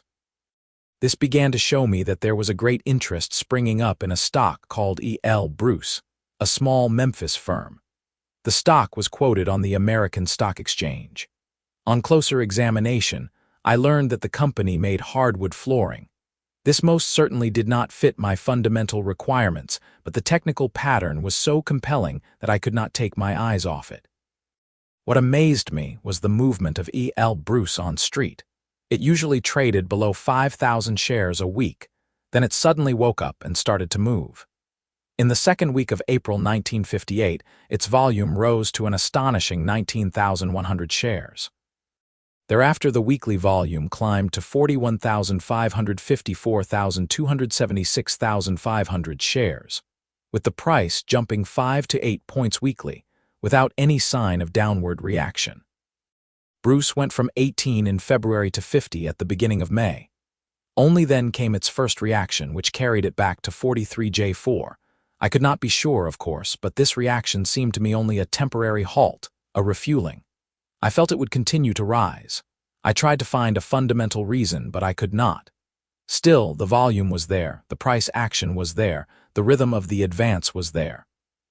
I began to feel like a man sitting in a darkened theater, waiting for the curtain to go up on a thriller. As I flew from Tokyo to Calcutta, I puzzled over the Bruce quotations every hour of the way. It had a wider, freer range than most stocks, and I could not place a definite frame around it. Flying over the Indian Ocean, I made up my mind to make an exception. Fundamentals or no fundamentals, if it went over 50, I would buy it, and I would buy a lot of it. But I needed money. My Diners Club sale had released some of my funds, but that was not enough. I could have used my savings, but after the Jones and Laughlin disaster, I had decided never again to risk more money than I could afford to lose without ruining myself. Consequently, I have never again added to my market funds from my show business income. The only possible thing to do was to take a close look at my old friend L'Oreal. Was it still behaving well? It was not. Its penetrations were not decisive, its reactions were deeper. I decided to take my money out of L'Oreal and be ready to invest it in Bruce. I sold my 1,000 shares the second week in May for an average price of $57.375. The total price on the sale was $56,880.45. My profit on the deal was $21,052.95. This, with the $10,000 I had made from Diners Club, meant that in 5 months I had nearly doubled my capital. I felt pleased and proud and ready, like a giant killer, to deal with a powerful and erratic stock like Bruce. I made special preparation for this fight. I had concluded after the L'Oreal deal that my system was working so well that I did not want to entrust it into the hands of one firm. I felt if anyone were to follow my operations, this might make it difficult for me. I called New York and opened accounts with 2 other brokerage firms. In the 3rd week of May 1958, I cabled New York to buy 500 Bruce at 50.75 with my automatic on stop by order. I put in a stop loss of 48. In the following days, the stock acted so beautifully that I decided to take full advantage of the existing 50% margin conditions. When I saw that my stop loss was not touched off, I proceeded with further purchases, each of which was protected by stop losses between 47 and 48. I figured that, should I be stopped out, I would only lose my Diners Club profit. These are the details of my purchases. My timing was right. Bruce really began to climb as if drawn upwards by a magnet. As I watched it, I became amazed at the way it soared. It was spectacular. I just sat in Calcutta gazing at my daily quotes. Soon they told me the stock had surged over 60. After a slight hesitation, it suddenly broke out again. By June 13th, it had advanced to 77. It was obvious even in faraway India that something fantastic was happening on the American Stock Exchange. I had to fight a hard battle with myself not to phone New York and find out what was going on. No, I said to myself as I felt like calling my brokers, that will only mean rumors and you may do something silly. No man's resolution and patience were more severely tested than mine as I sat in the Grand Hotel at Calcutta, wondering what Wall Street was doing. A few days later, my nail-gnawing impatience was changed to terror by a call from New York. It was one of my brokers, and he nearly stopped my heartbeat. He said, "They have suspended trading in Bruce on the American Stock Exchange." I nearly dropped the phone as I listened. I was terrified. Stop trading in Bruce stock. I had over $60,000, my entire capital, invested in it. Did this mean I had lost my money? It was with some difficulty that I was able to concentrate enough to listen. It was minutes before I recovered enough to hear what he had to say. With my emotions running amok, it took me a long time to understand that far from being broke, I now could sell Bruce for $100 a share in the over-the-counter market. I was completely confused. $100 a share. What was this? I was trembling while he told me the story over the telephone from New York to Calcutta. Certain traders on Wall Street, basing their views on a purely fundamental approach, had decided that Bruce's book value and earnings indicated that the stock's price should not be more than $30 a share. Therefore, they had started to sell the stock short between 45 and 50, confident they would be able to fulfill their bargains by buying it back at a price much nearer 30. They made a grave mistake because there was one factor they did not know about. A New York manufacturer named Edward Gilbert was trying to oust the Bruce family from control of the company. He and his associates were trying to obtain a majority of the 314,600 shares outstanding which the Bruce family owned. It was this move that had rocketed the price. The volume was terrific, and more than 275,000 Bruce shares were traded during a period of 10 weeks. The short sellers who had so misjudged the market jostled each other to push the stock to dizzy heights in their frantic efforts to buy it. They were caught with their pants down by the mysterious upward surge of the stock, and they could not buy the shares at any price to fulfill their obligations. Finally, as it was impossible to assure an orderly market because of the frenzied dealings, the American Stock Exchange suspended trading. But this made no difference to the desperate short sellers. They still had to deliver the stock. Now they were willing to pay anything over the counter for Bruce. I listened in a daze to all this. My broker asked me whether, since the over-the-counter price per share was now 100, I would instruct him to sell at this price. I thought back to my daily cables, and how they had begun to paint an amazing picture of Bruce to me. I remembered the ordeal I had undergone as I steeled myself not to telephone to find out what was happening, because this would come under the heading of rumors, which I had sworn never to listen to again. I recalled how I held on while my daily quotes revealed to me Bruce's sensational upward progress, and I did not know what to do. Should I still hold on? I was faced with a very hard decision. I was offered a big, tempting profit. As I listened to my broker, I felt strongly urged to sell the stock. After all, selling at 100 meant I would make a fortune.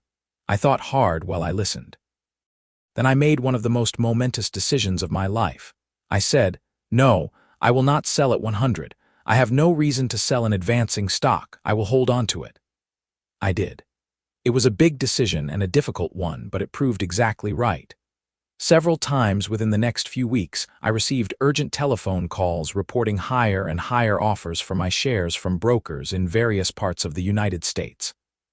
I gradually sold out the stock on the over-the-counter market in blocks of 100 and 200 shares for an average price of $171. This was my first really big killing in the market.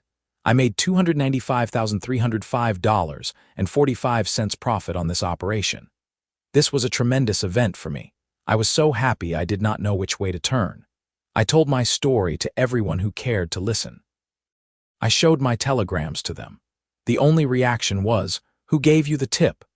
I tried to explain that no one had given me a tip, that I had done it all by myself, and that I was so happy and excited exactly for that reason. Nobody believed me. I am sure that every one of my friends in Calcutta still believes today that Mr. Gilbert himself had taken me into his confidence. Chapter 8. My first $500,000. The overwhelming success of my handling of E.L.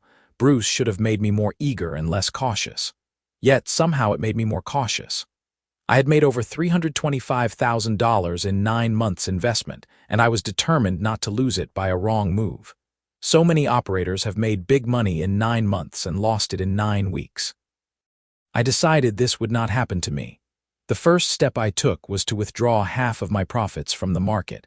With my remaining capital, I eyed the market warily, watching for possible new well-behaved stocks. As so often after a coup, I had very little success for a month or two immediately afterwards. I cautiously bought 500 shares of molybdenum. I bought it at 27, paying $13,606.25. Almost immediately, I was stopped out at 26.50, so that I got back $13,123.78. I had a go at Havig Industries. I bought 500 shares at 31.375, paying $15,860.95. It turned around and looked as if it was going to slip under 30, so I sold out at 30.50 for $15,056.94. Then, as I saw nothing interesting, I ventured back to Laurel Lard. This stock, which had once stood out in the bear market like a tree in a desert, had now become a rather weary, slow-moving elderly gentleman. But I suppose I had a sentimental attachment towards it because it had done so well for me the first time. For a long time I could not leave it alone. It became my American pet. This was an utterly wrong attitude, but I could not seem to help it. 3 times I bought into it, because I thought it was climbing towards a higher box. 3 times I sold out because the new box did not materialize. This is how the Loria operation looked. 1,000 shares. Bought at 70.50 for $70,960.50, sold at $67.875, $67,369.74. Loss $35.90.76, 500 shares. Bought at $69.125 for $34,792.05. Sold at $67.75 for $33,622.42. Loss $1169.63 of 1,000 shares. Bought at $67.75 for $68,207.80. Sold at 67 for $66,495.66. Loss $1712.14. That did it. The third loss finally broke my sentimental attachment, and I did not buy in again. I realized that, as L'Oréal now moved at a very leisurely pace, it was obviously no longer a stock for me. After I withdrew from L'Oréal, I sat back and assessed my overall position. It looked like this: $326,686.45 for $77.59.01. My overall profit was $318,927.44. During the time I was getting in and out of L'Oréal, I was continuously looking for stocks that would fit my theory. One very important factor that urged me to deeper search was that the general market started to get stronger.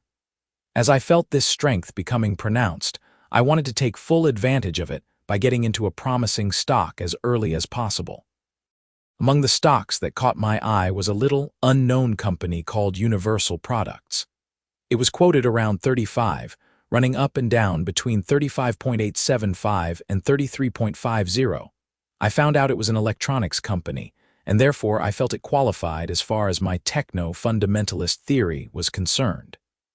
In July 1958, when I was still in Calcutta, I asked New York for daily quotes.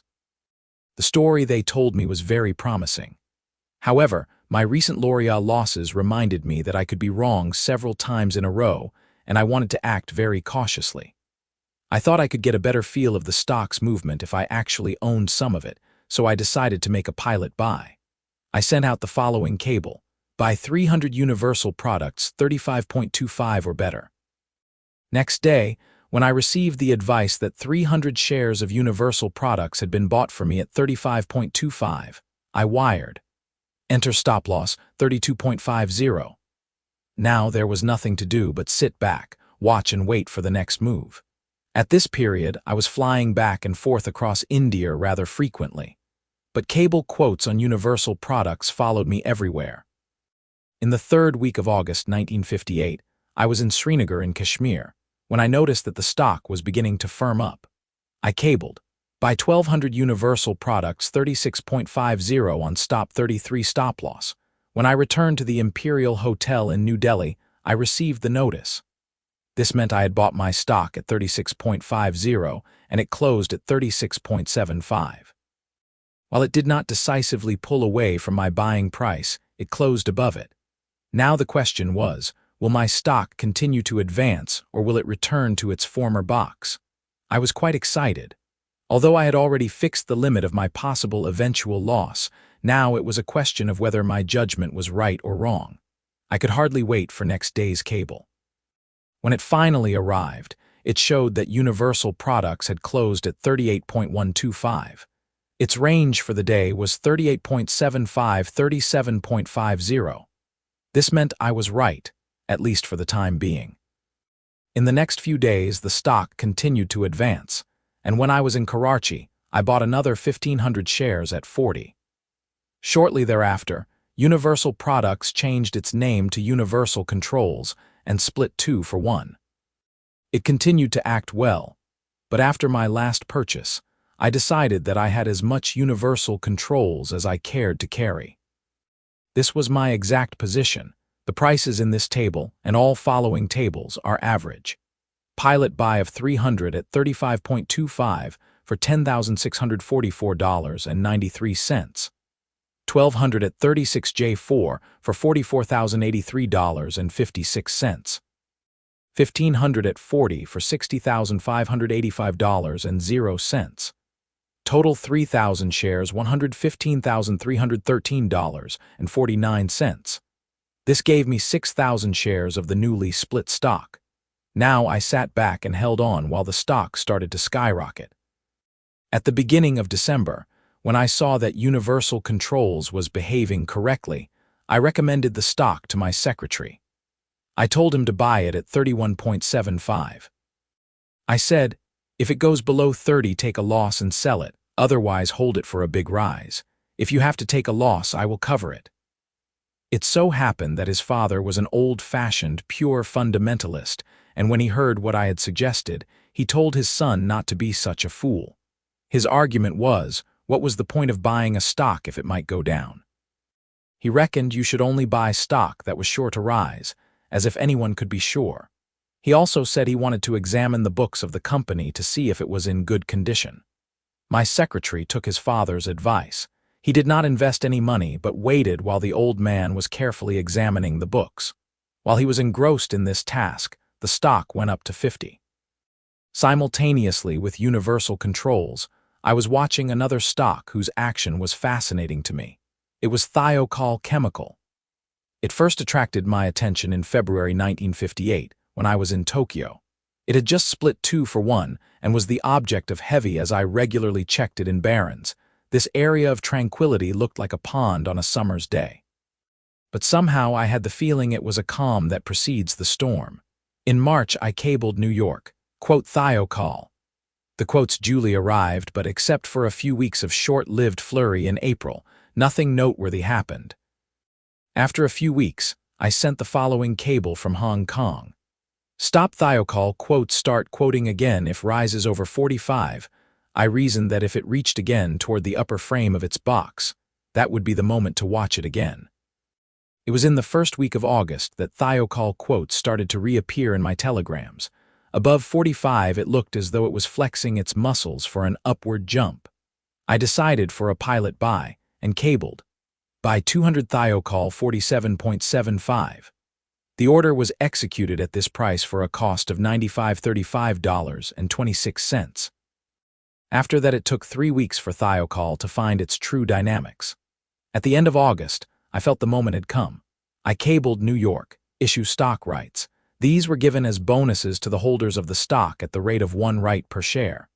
In turn, with 12 of these rights, you could buy 1 share of Thiokol at the special price of $42. As the stock was quoted over 50, this was cheap indeed if you wanted to exercise your stock rights. If not, you could sell them on the American Stock Exchange where they were listed and traded for a limited period. However, there was another important feature about these rights that made them very interesting. According to stock exchange rules, if the rights were being used to purchase the company's stock, you could take advantage of what they called a special subscription account. When you deposited your rights in this account, the broker was permitted to lend you up to 75% of the current market value of the stock. In addition, there was no commission charge on the purchase. I jumped on this eagerly. Here was a unique opportunity for me to buy a great deal of stock on credit. I decided to plunge into this with all my free cash. I made a quick rough accounting of my position. Here is how I stood, but now a curious situation developed. As I tried to make my arrangement with New York, I discovered that, in spite of the regulation permitting a 75% loan, there was wide disagreement among brokers concerning the amount that I could borrow from them in a special subscription account. While one broker was only willing to lend 75% of the purchase price of the stock, another was willing to advance a full 75% of the market value of the stock, Thiokol being quoted around 55. The latter proposition was an extraordinarily attractive credit situation. I proceeded to take advantage of it. I bought 36,000 rights at an average price of 15/16, for which I paid $49,410. They entitled me to buy 3,000 Thiokol at $42 per share. These cost me $126,000, but under the rights subscription, I only had to add another $6,000 cash. The rest of the money was loaned to me by one of my brokers. This arrangement looked so favorable that I made up my mind to take further advantage of these unique credit conditions. I figured out that by selling my original lot of 1,500 Thiokol shares, I could buy twice as much back under the special subscription rules. I sold my stock at an average price of 53 power of 2. This gave me a new buying power of $57,000. With this, I bought a second block of 36,000 rights. Just as in the previous operation, I converted them into a second block of 3,000 shares of Thiokol stock. The operation looked like this. A sold 1,500 shares Thiokol stock. B bought 36,000 Thiokol rights, and with these, C bought 3,000 shares Thiokol stock. My total cost for 6,000 shares was $350,820. In the second week of December, Thiokol shifted from the American to the New York Stock Exchange. It immediately moved up 8 points, and the following week it was touching the 100 mark. As it continued its upward move, my broker must have become nervous, because I received a telegram which said, "Your Thiokol profits now $250,000. This came to me while I was staying at the Georges V Hotel in Paris. I suddenly realized I had been so busy watching the quotes that I had almost forgotten about the paper profits piling up. Added to my profits in Bruce, I now had a profit of over $500,000. This was much more money, in fact, than I ever thought I would own. It would make me a rich man for life. The realization that I had all this money came to me with startling suddenness. Every fiber in my being seemed to be saying, "Sell, sell." It was the biggest temptation in the world. What should I do? Would the stock rise still higher, or should I take my profit and get out? Perhaps it wouldn't rise any higher. There might be a fallback. It was a terrible dilemma, the old one of when to sell much magnified because of the large amount of money at stake. If I did the right thing here, it would change my whole life. If I did the wrong thing, I would regret it forever. I felt very alone. No one on earth could give me any advice on what to do in this situation. I decided to go out and have a few drinks by myself and consider the situation. Before I went out, I sat down at my dressing table and wrote on a little card, "Remember Bruce." I thought this would remind me of what I had learned in the past. As I wandered around Paris, I kept fingering this little card in my pocket. Every time I felt like sending a cable to my brokers telling them to sell Thiokol, I pulled out this card, looked at it, and hesitated. Finally, I decided not to sell. It was the best example of my new market technique, and it was anything but easy to do. By the time I arrived back at my hotel, I was exhausted. I must have looked more like a man about to commit suicide than one who had just made himself a small fortune. But I was proved right. Thiokol continued to rise, and by making that decision in Paris, I was able to hold on and make much more money out of the stock. A few weeks later, in January 1959, I returned to New York. When I landed at Idlewild Airport, I was holding 6,000 Thiokol and 6,000 Universal Controls. They were both doing very well indeed. Thiokol was standing on the 100 mark and Universal Controls had risen to 45. In New York, my first appointment was to see my brokers and discuss my Wall Street dealings with them. They told me that, according to their books, my investments had made me well over $500,000. I felt elated, confident, and successful. I booked myself a room at the Plaza Hotel and decided that during my stay I would continue my stock market dealings from close quarters.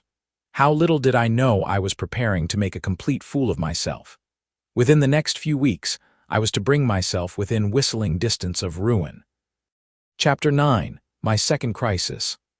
The $500,000 news gave me enormous confidence. I had a very clear conception of how I had done it, and I was also convinced I could repeat the feat again. I had no doubt that I had mastered my art. Working with my cables, I had developed a sort of sixth sense. I could feel my stocks. This was no different from the feeling that a musical expert develops. His ear will detect a flat note which is inaudible to the ordinary listener. I could almost tell what stocks would do. If after an 8-point advance a stock dropped back 4 points, I did not become alarmed. I expected it to do just that. If a stock started to firm up, I could often predict the day its advance would start. It was a mysterious, unexplainable instinct, but there was no question in my mind that I possessed it. This filled me with a tremendous sense of power. It is therefore not the slightest bit surprising that I slowly started to imagine I was a Napoleon of finance. I felt I was about to march along a glittering road. I was not aware of any perils. I did not know that along the way a dangerous giant lay in wait. After all, I reasoned to myself rather smugly, how many people could do what I had done? I decided to really get down to business. If I could make $500,000, what was to stop me from making 2, 3, or even 5 million? Although the margin requirement had recently been raised to 90%, I was convinced that by using the $160,000 I had set aside from my Bruce profits, I could lay the basis of a new fortune. I intended to start serious day-to-day dealings on the spot, dealings that would make my previous buying and selling seem like very small potatoes. The truth was that as my pocket had strengthened, my head had weakened. I became overconfident, and that is the most dangerous state of mind anyone can develop in the stock market. It was not long before I received the bitter lesson the market always hands out to those who think they can carelessly master it. After a few days in New York, I decided to establish closer contact with the market. Possessing what I thought was a foolproof system, I believed that if I moved nearer to the market, nothing could stop me from making a fortune each day. As the scene of my future triumphs, I chose the uptown office of one of my brokers. I was fascinated by my first visit to the office. The boardroom was large, with chairs placed in front of an ever-moving little machine, the stock ticker. The atmosphere was exciting, filled with electricity. The people in the room, like hangers-on in Monte Carlo, were nervous, exalted. There was an air of action, bustle, and noise. Tickers ticking, typewriters pounding, telegraph machines clacking, clerks busily rushing around. From every direction I heard sentences like, "Goodyear doesn't look good to me. I am getting out of Anaconda. The market is ripe for a reaction." The first day I was quite unperturbed by this taut, electric atmosphere. With my success behind me, I felt I was above the anxieties, hopes, and fears of these tense people. But this did not last long. As I began trading day to day from the boardroom, I gradually abandoned my detachment and started to join them. I opened my ears to the confusing combination of facts, opinions, and gossip. I read the market letters. I also started to answer questions like, "What do you think of the market?" Or, "What do you know that's cheap?" All this had a deadly effect on me. In a few days of trading, I threw overboard everything I had learned over the past 6 years. I did everything I had trained myself not to do. I talked to brokers. I listened to rumors.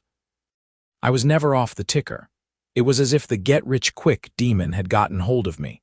I completely lost the clear perspective I had so carefully built up through my cables.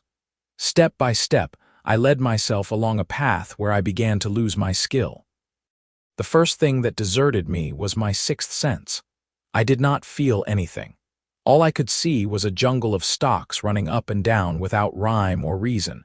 Then my independence went. I gradually abandoned my system and adopted the attitude of the others. The first thing I knew, I was following the crowd. My reason forsook me and emotion took over completely. It is easier to understand how difficult it was for me to cling to my system if I explain it this way: yell fire in a crowded theater and what happens? People rush for the exit, killing, injuring each other. A drowning man will struggle, grasp his would-be rescuer, and perhaps pull him under too. They are unreasonable, wrong attitudes, yet instinct will dictate them. As I followed the crowd, I also started to act like this. Instead of being a lone wolf, I became a confused, excited lamb milling around with others, waiting to be clipped. It was impossible for me to say no when everybody around me was saying yes. I got scared when they got scared. I became hopeful when they were hopeful. Nothing like this, not even in my first novice years, had ever happened to me. I lost all my skill and control. Everything I touched went wrong. I behaved like a complete amateur. The careful system I had built up collapsed around me. Every transaction ended in disaster. I put in dozens of contradictory orders. I bought stocks at 55. They went back to 51. I hung on. Stop loss. That was the first thing I threw away. Patience, judgment, I had none. Boxes. I forgot about them. As the days went by, the vicious circle of my operations started to look like this. I bought at the top. As soon as I bought, the stock started to drop. I became frightened and sold at the bottom. As soon as I sold, the stock started to rise. I became greedy and bought at the top. I developed a tremendous frustration. Instead of blaming my own stupidity, I invented different reasons for my failures. I started to believe in they. They were selling me dear. They were buying stock from me cheap. I could not, of course, tell anyone who they were, but that did not stop me from believing in them. Fighting them, these gray ghosts at the back of the mind, made me reckless. I became stubborn. Even though stocks went on beating me, each time they hit me, I just wiped off the blood and came back for more. I kept telling myself that I was more than $500,000 ahead of the market, and therefore this could not possibly be happening to me. How wrong I was. It was a period of complete disaster. I lost $100,000 in a few weeks. A detailed list of my trading at this time reads like a lunatic's chronicle. I can still hardly believe it. Now I know that it was caused by egotism leading to vanity, leading to overconfidence, which in turn led to disaster. It was not the market that beat me. It was my own unreasoning instincts and uncontrolled emotions. I bought stocks and sold them a few hours later. I knew that if I bought and sold the same day, I was permitted to operate with as little as 25% margin in my account. Instead of profiting from this, I succeeded in losing several $1,000s each time. This is how I assured myself of disaster. 2500 Havig Industries. Bought at 70 for $176,150.00. Sold at 63 for $157,891.34.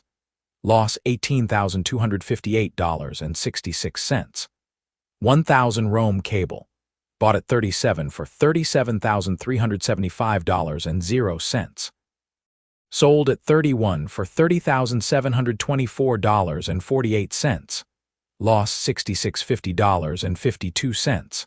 1000 General Time. Bought at 47 for $48,178.80. Sold at 44 for $44,434.32.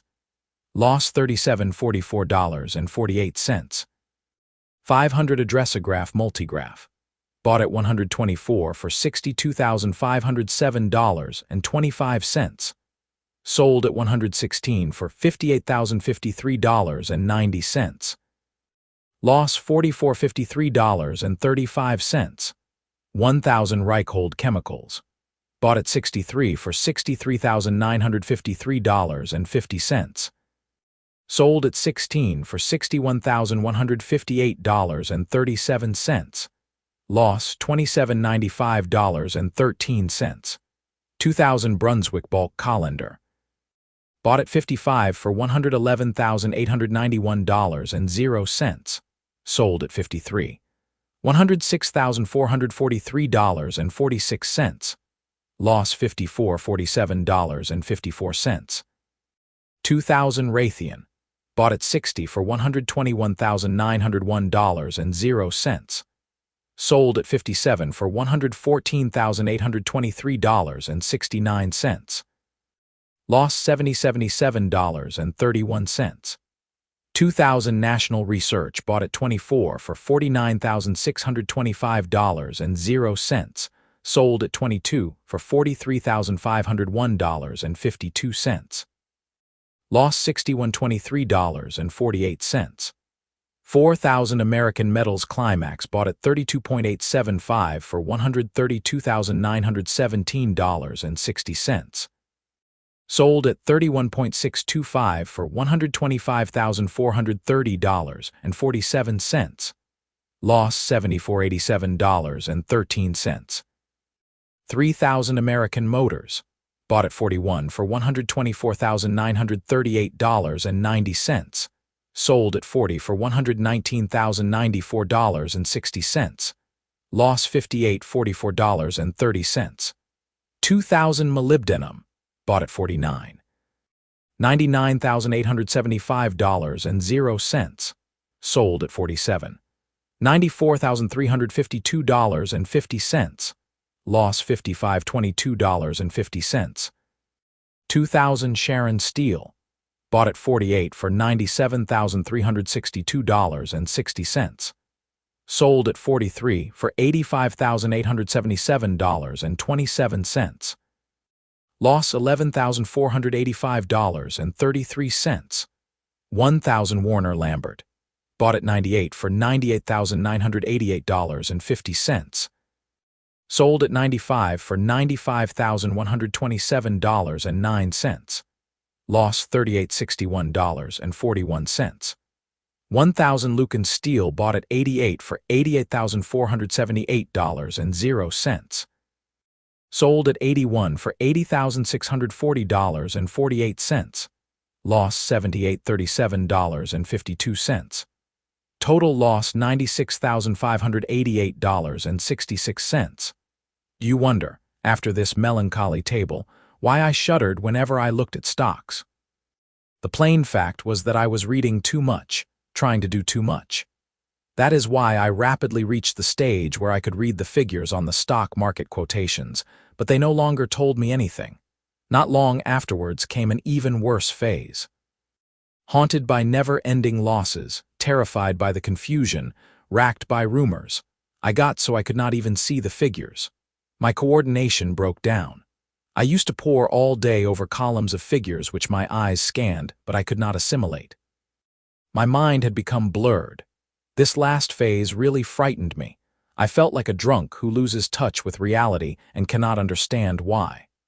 At the end of a few disastrous weeks, I sat down soberly to examine the reasons why this should have happened to me. Why should I have the touch in Hong Kong, Calcutta, Saigon, and Stockholm, and lose it when I was within half a mile of Wall Street? What was the difference?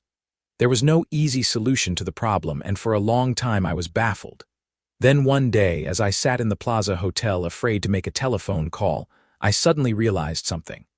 When I was abroad, I visited no boardrooms, talked to no one, received no telephone calls, watched no ticker. The solution was whispering to me, but at first I could not credit it. It was so surprising, so simple, and yet so extraordinary that I could hardly believe it. It was, my ears were my enemy. It dawned on me like a revelation that when I was traveling abroad, I had been able to assess the market, or rather the few stocks in which I was interested, calmly, neutrally, without interruption or rumor, completely without emotion and ego. I had operated simply on the basis of my daily telegram, which gave me my perspective. It showed me the way my stocks were behaving. There were no other influences because I did not see or hear anything else.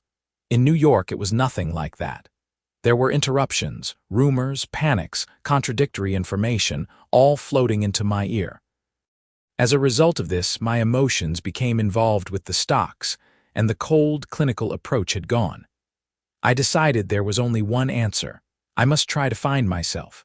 I must go away at once, a long way from New York, before I lost all my money.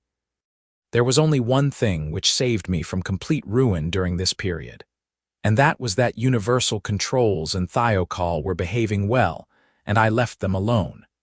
I now realize I only did this because I was too busy to bother about them. I was trading in other stocks which were losing me money. I reviewed the situation and got rid of every stock except for these two. Then I took a plane for Paris. Before I left, however, I made a very important decision. I gave instructions to my brokers that they must never telephone me or give me any information of any sort on any pretext whatsoever. The only communication I wanted from them, and from Wall Street, was my usual daily telegram. I wandered around Paris in a daze, my head still spinning with blurred, meaningless columns of stock market quotations. My daily telegrams arrived, and they did not make much sense to me. I had completely lost my touch. I felt like a man who has had a terrible accident and feels he will never be well again. I was thoroughly demoralized. Then, just when I thought my condition was permanent, something happened. I had been in Paris about 2 weeks when one day I picked up my daily telegram in the Hotel Georges V. As I scanned it dispiritedly, somehow the figures seemed less dim. At first, I could not believe it. I felt myself gazing at them as though I had never seen them before. I was afraid I was only imagining things. I impatiently waited for the next day's cable. When I received it, there was no doubt. the figures were clearer and more familiar. As though a veil was being lifted, once again images started to form before my eyes, giving me some view of the stock's future. In the days that followed, my telegrams became clearer and clearer. I started reading the quotes like my old self. Once more, I could see that some of the stocks were stronger, others weaker. Simultaneously, my feelings started to return. Gradually, like an invalid, I began to regain my confidence. I recovered enough courage to try to approach the market again, but I had learned my lesson. I decided to make it a permanent rule that I must never visit a brokerage office again. Also, my brokers must be prohibited from picking up the telephone and calling me. I must only have stock quotations by cable, and nothing else. Even if I returned to the New York hotel, the scene of my disastrous dealings, which is within a short taxi ride of Wall Street, my instructions would be unyielding. I must place Wall Street thousands of miles away from me. Every day my brokers must send me a telegram just as if I were in Hong Kong, Karachi, or Stockholm. Also, my brokers must never quote any stock to me, except the ones I asked for. They must not tell me about any new stock because that would immediately come into the rumor class. I would pick new stocks myself, as I had always done, by reading my weekly financial paper. When I saw one that interested me and seemed to be preparing for a rise, I would ask for quotations. I would only ask for one new quotation at a time. Then, as I did before, I would study it carefully before deciding if it was worth going into. Like a man who has survived a plane crash and knows he must fly again immediately or lose his nerve, I knew only one way of making this method foolproof. I booked myself on a plane back to New York. Chapter 10, $2 million. When I came back to New York in the third week of February 1959, I had completely recovered from the shock of my mad period, and I began to invest in the market again. I could still feel the bruises of my own foolishness, but I was like a man who feels stronger and better after a bad experience. I had learned my last lesson. I knew now that I had to keep rigidly to the system I had carved out for myself. I had learned that if I deviated from it even once, I would be in trouble. My whole financial structure was immediately in danger. It could crash like a house of cards.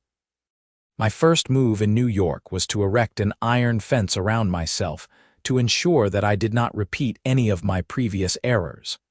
I first decided to spread out my deals among 6 brokers. This way my operations would not be followed. To guard myself against any possible interference from them, I put up my barrier. It is a way of protection I am still using today. This is how I worked it out. I asked my brokers to send out their telegrams after Wall Street closing time so they would reach me at 6 p.m. This is about the time I get up, the result of performing in nightclubs for many years.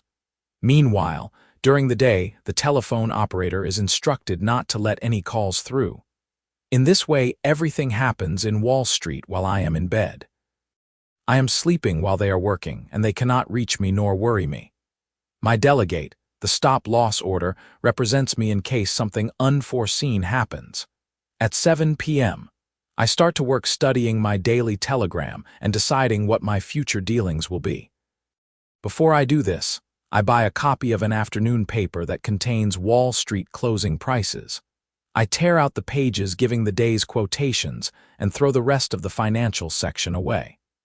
I do not wish to read any financial stories or commentaries, however well informed. They might lead me astray. Then, with my telegram and my page out of the newspaper, I settle down to work while Wall Street sleeps. During the weeks, I spent repairing my injured confidence. The 2 stocks I did not sell continued to rise. Universal Controls almost uninterruptedly advanced until it stood around 60. This was more than a 40% rise since my last New York visit. Thiokol behaved equally well and now was pushing over 110. This was very promising indeed. I decided I had no reason whatever to touch them. Armed by my bitter experience and well entrenched behind my new strong fence, I began to move into the market with cautious confidence. These were some of my successful operations: 1,000 General Tire and Rubber. Bought at 56 for $56,446.00. Sold at 69 for $69,151.01. Profit $12,705.01.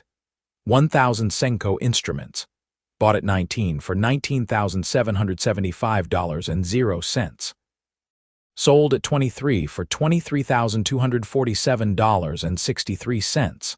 Profit $34,72.63. 500 American photocopy. Bought at 71 for $35,980.75. Sold at 79 for $39,570.92.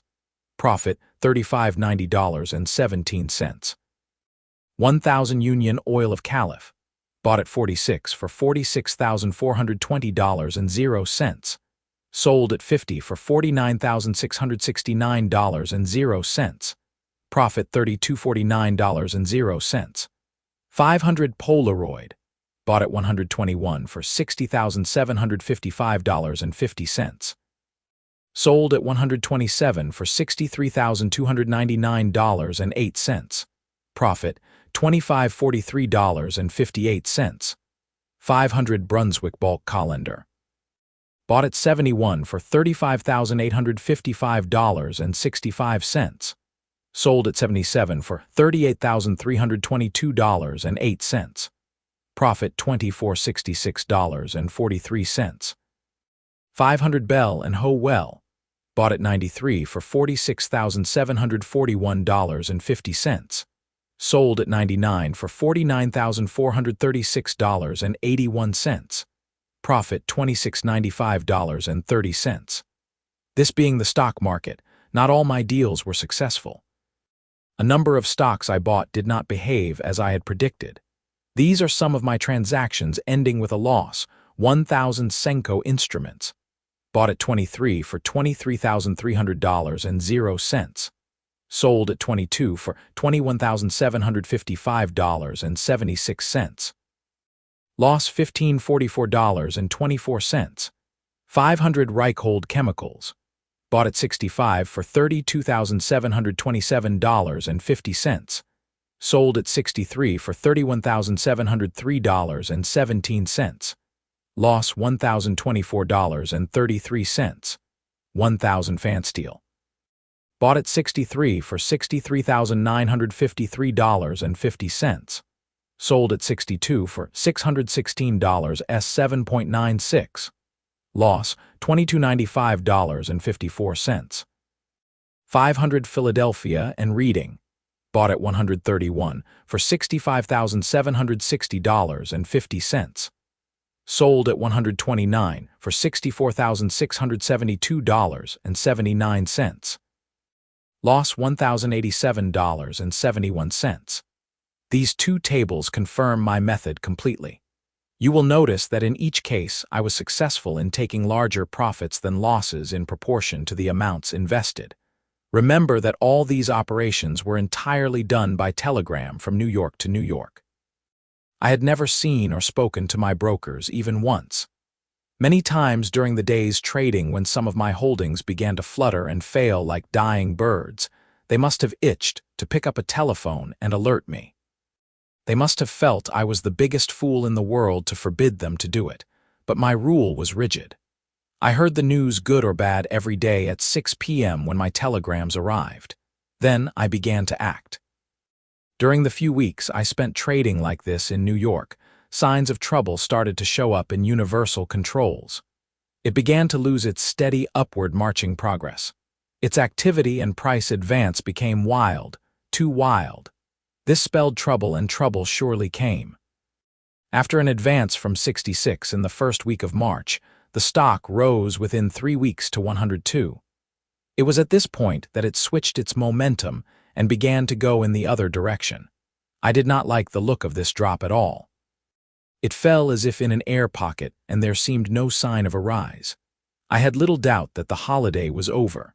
If I were not careful, I might get caught in a nosedive, so I brought up my stop loss within 2 points of the day's closing price.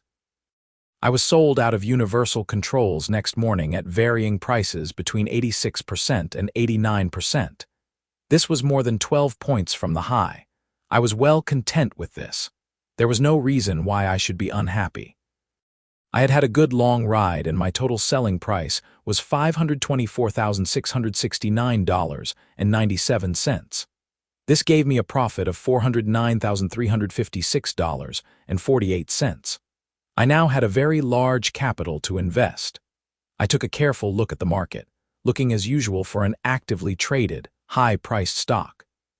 Another problem arose at this point, which made a suitable stock more difficult to find. With this amount of money to spend, I must be careful not to allow my own buying unduly to influence the market. After some search, I alighted on a stock, which fulfilled all these difficult requirements. It was Texas Instruments. I bought my first 2,000 shares at an average price of $94.375 in the second week of April, and another 1,500 at $97.875. As the stock continued to act well, I added to my holdings 2,000 shares. The average price of this last purchase was 101%. This, as you realize, involved big money, more than $500,000 in fact. The details of my Texas Instruments purchases looked like this: 2,000 shares at 94 for $189,718.80.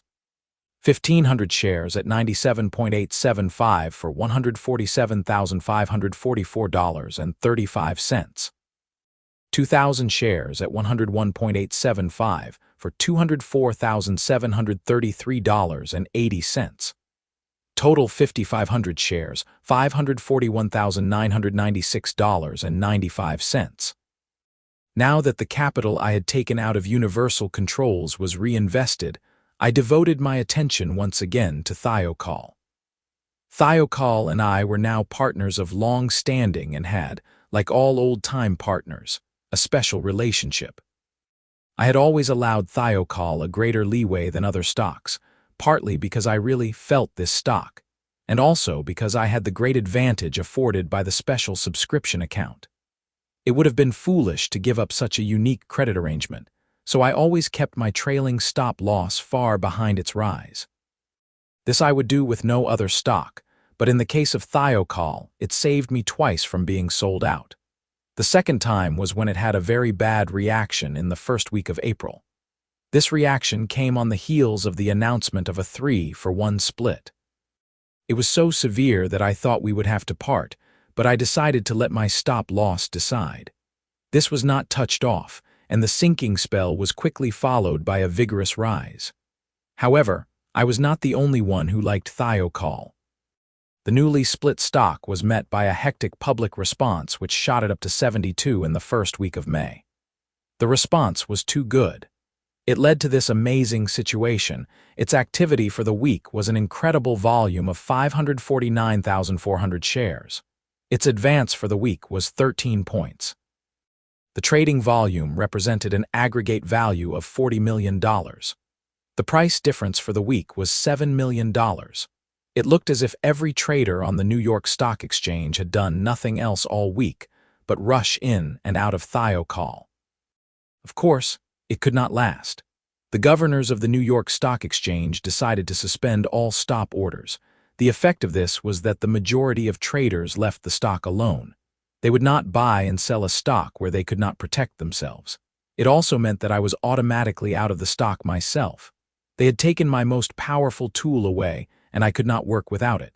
I sold my Thiokol holdings at an average price of 68.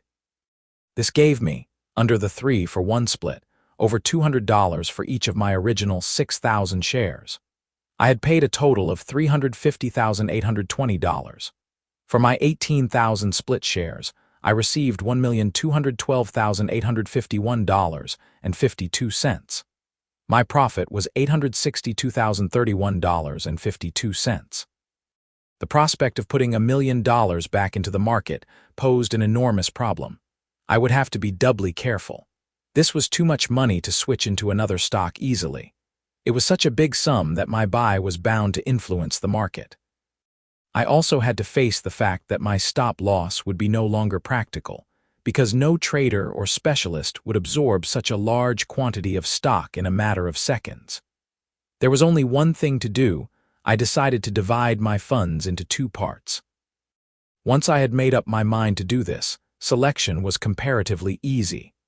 I had only to decide among 4 stocks: Zenith Radio, Litton Industries, Fairchild Camera, and Beckman Instruments.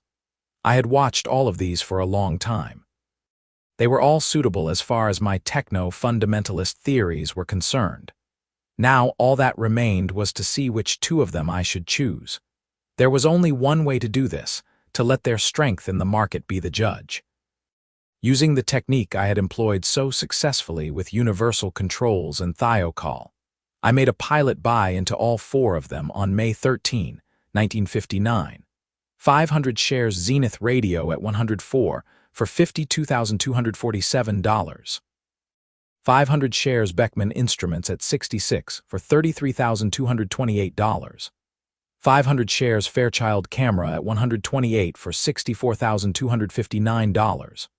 500 shares Litton Industries at 112 for $56,251.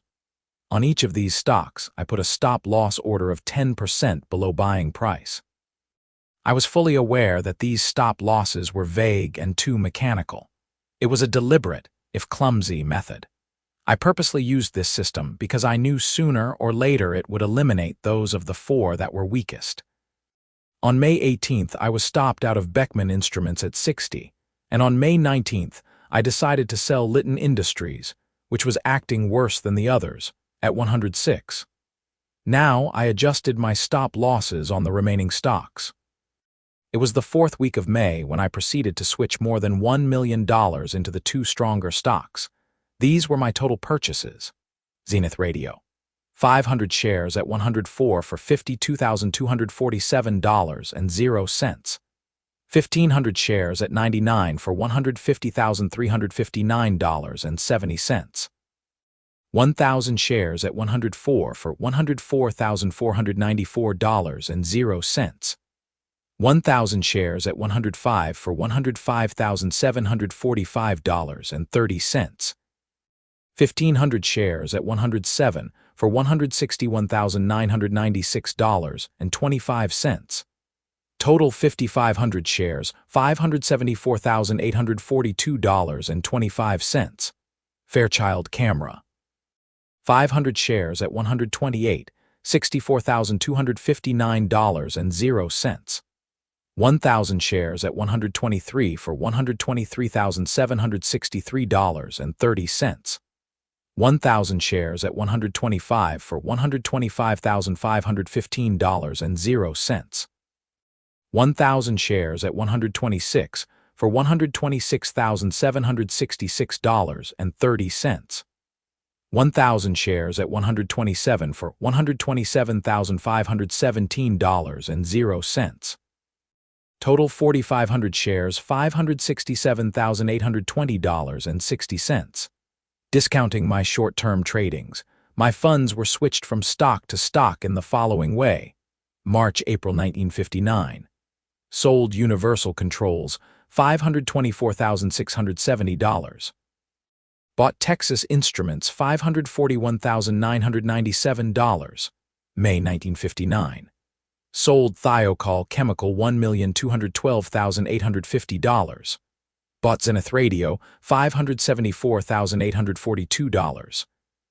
Bought Fairchild Camera, $567,821. Total received $1,737,520. Margin debt, $274,600.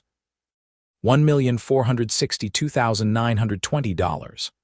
Available cash from previous operations, $274,600. Available for reinvestment, $1,532,920. Total reinvested at 90% margin, $1,684,660. At that time I had 6 brokers. I closed my account with 3 of them. Then I sat back and watched the stocks I held. There was nothing else for me to do while Texas Instruments, Zenith Radio, and Fairchild Camera went to work for me. During June, the telegrams continued to flash between Wall Street and the Plaza Hotel. They were meaningless to the Western Union operators, but they were full of meaning for me. For instance, On June 9th, I received the following telegram: Z122, 124, 116, T119, 121, 117, F125, 126, 121. The following day's telegram read: Z132, 132, 125, T123, 123, 120, F130, 130, 126. They were boring, meaningless hieroglyphics to the operator, but they meant a lot to me. They told me that the value of my holdings had appreciated $100,000 in that one single day. It began to be a strange life. I sat in the plaza every evening, reading my telegram and filing it. There was nothing further I could do. I felt elated and restless, but powerless. I was like a scientist who, after years of work and research, has successfully launched a rocket to the moon. And now, as he tracks it climbing higher and higher, he has a tremendous sense of achievement, and also a strange let-down feeling of inactivity. Like him, I was now on the sidelines just keeping vigil while my stocks continued to climb steadily like well-made missiles. Then one day early in July, I received an offer to appear in the Sporting Club in Monte Carlo. I accepted it gladly. Sitting still was beginning to hold a slight boredom after all my nerve-wracking problems and panics of the past. Before making arrangements to leave New York, I asked my brokers to meet me. I went through my accounts with each of them. I found that if I were to sell out before flying to Europe, I could realize my stocks for over $2,250,000. What was my feeling at this news? Elation. Excitement that I was now more than twice a millionaire. Not exactly. I was happy but not excited. I had been much more excited when I made my first $10,000 out of Diners Club. This time I felt rather like a runner who has trained strenuously and has suffered many defeats, and now trots to victory. I was also faced with the same dilemma I had known before. Should I sell? Should I get out altogether? The answer this time was easy. It was the old tried and trusted answer. I did not have any reason to sell a rising stock. I would just continue to jog along with the trend, trailing my stop-loss behind me. As the trend increased, I would buy more. If the trend reversed, I would, as ever, flee like a disturbed burglar. I put new stop-losses on all my stocks, so that if they dropped while I was on my way to Europe, I would be sold out and my $2 million would remain intact. I felt content and assured as I rode up Fifth Avenue in a taxi after leaving my brokers. I walked into the lobby of the Plaza Hotel, automatically bought an evening paper, tore out the Wall Street closing prices, threw the rest of the newspaper away, picked up my 6 p.m. telegram and went up in the elevator. In my room, I opened the telegram, spread out the sheet of newspaper, and sat back with a happy sigh. Not only because I had made $2 million, but because I was doing what I liked best. I was working while Wall Street slept. Hey traders, big thanks for tuning in and listening to this audiobook here on Trading for Life. Your support keeps this channel alive and growing. If you found value in what you heard today, smash that like button, share it with your fellow traders, and hit that subscribe button so you never miss our future uploads. Let's keep learning, growing, and trading smarter together.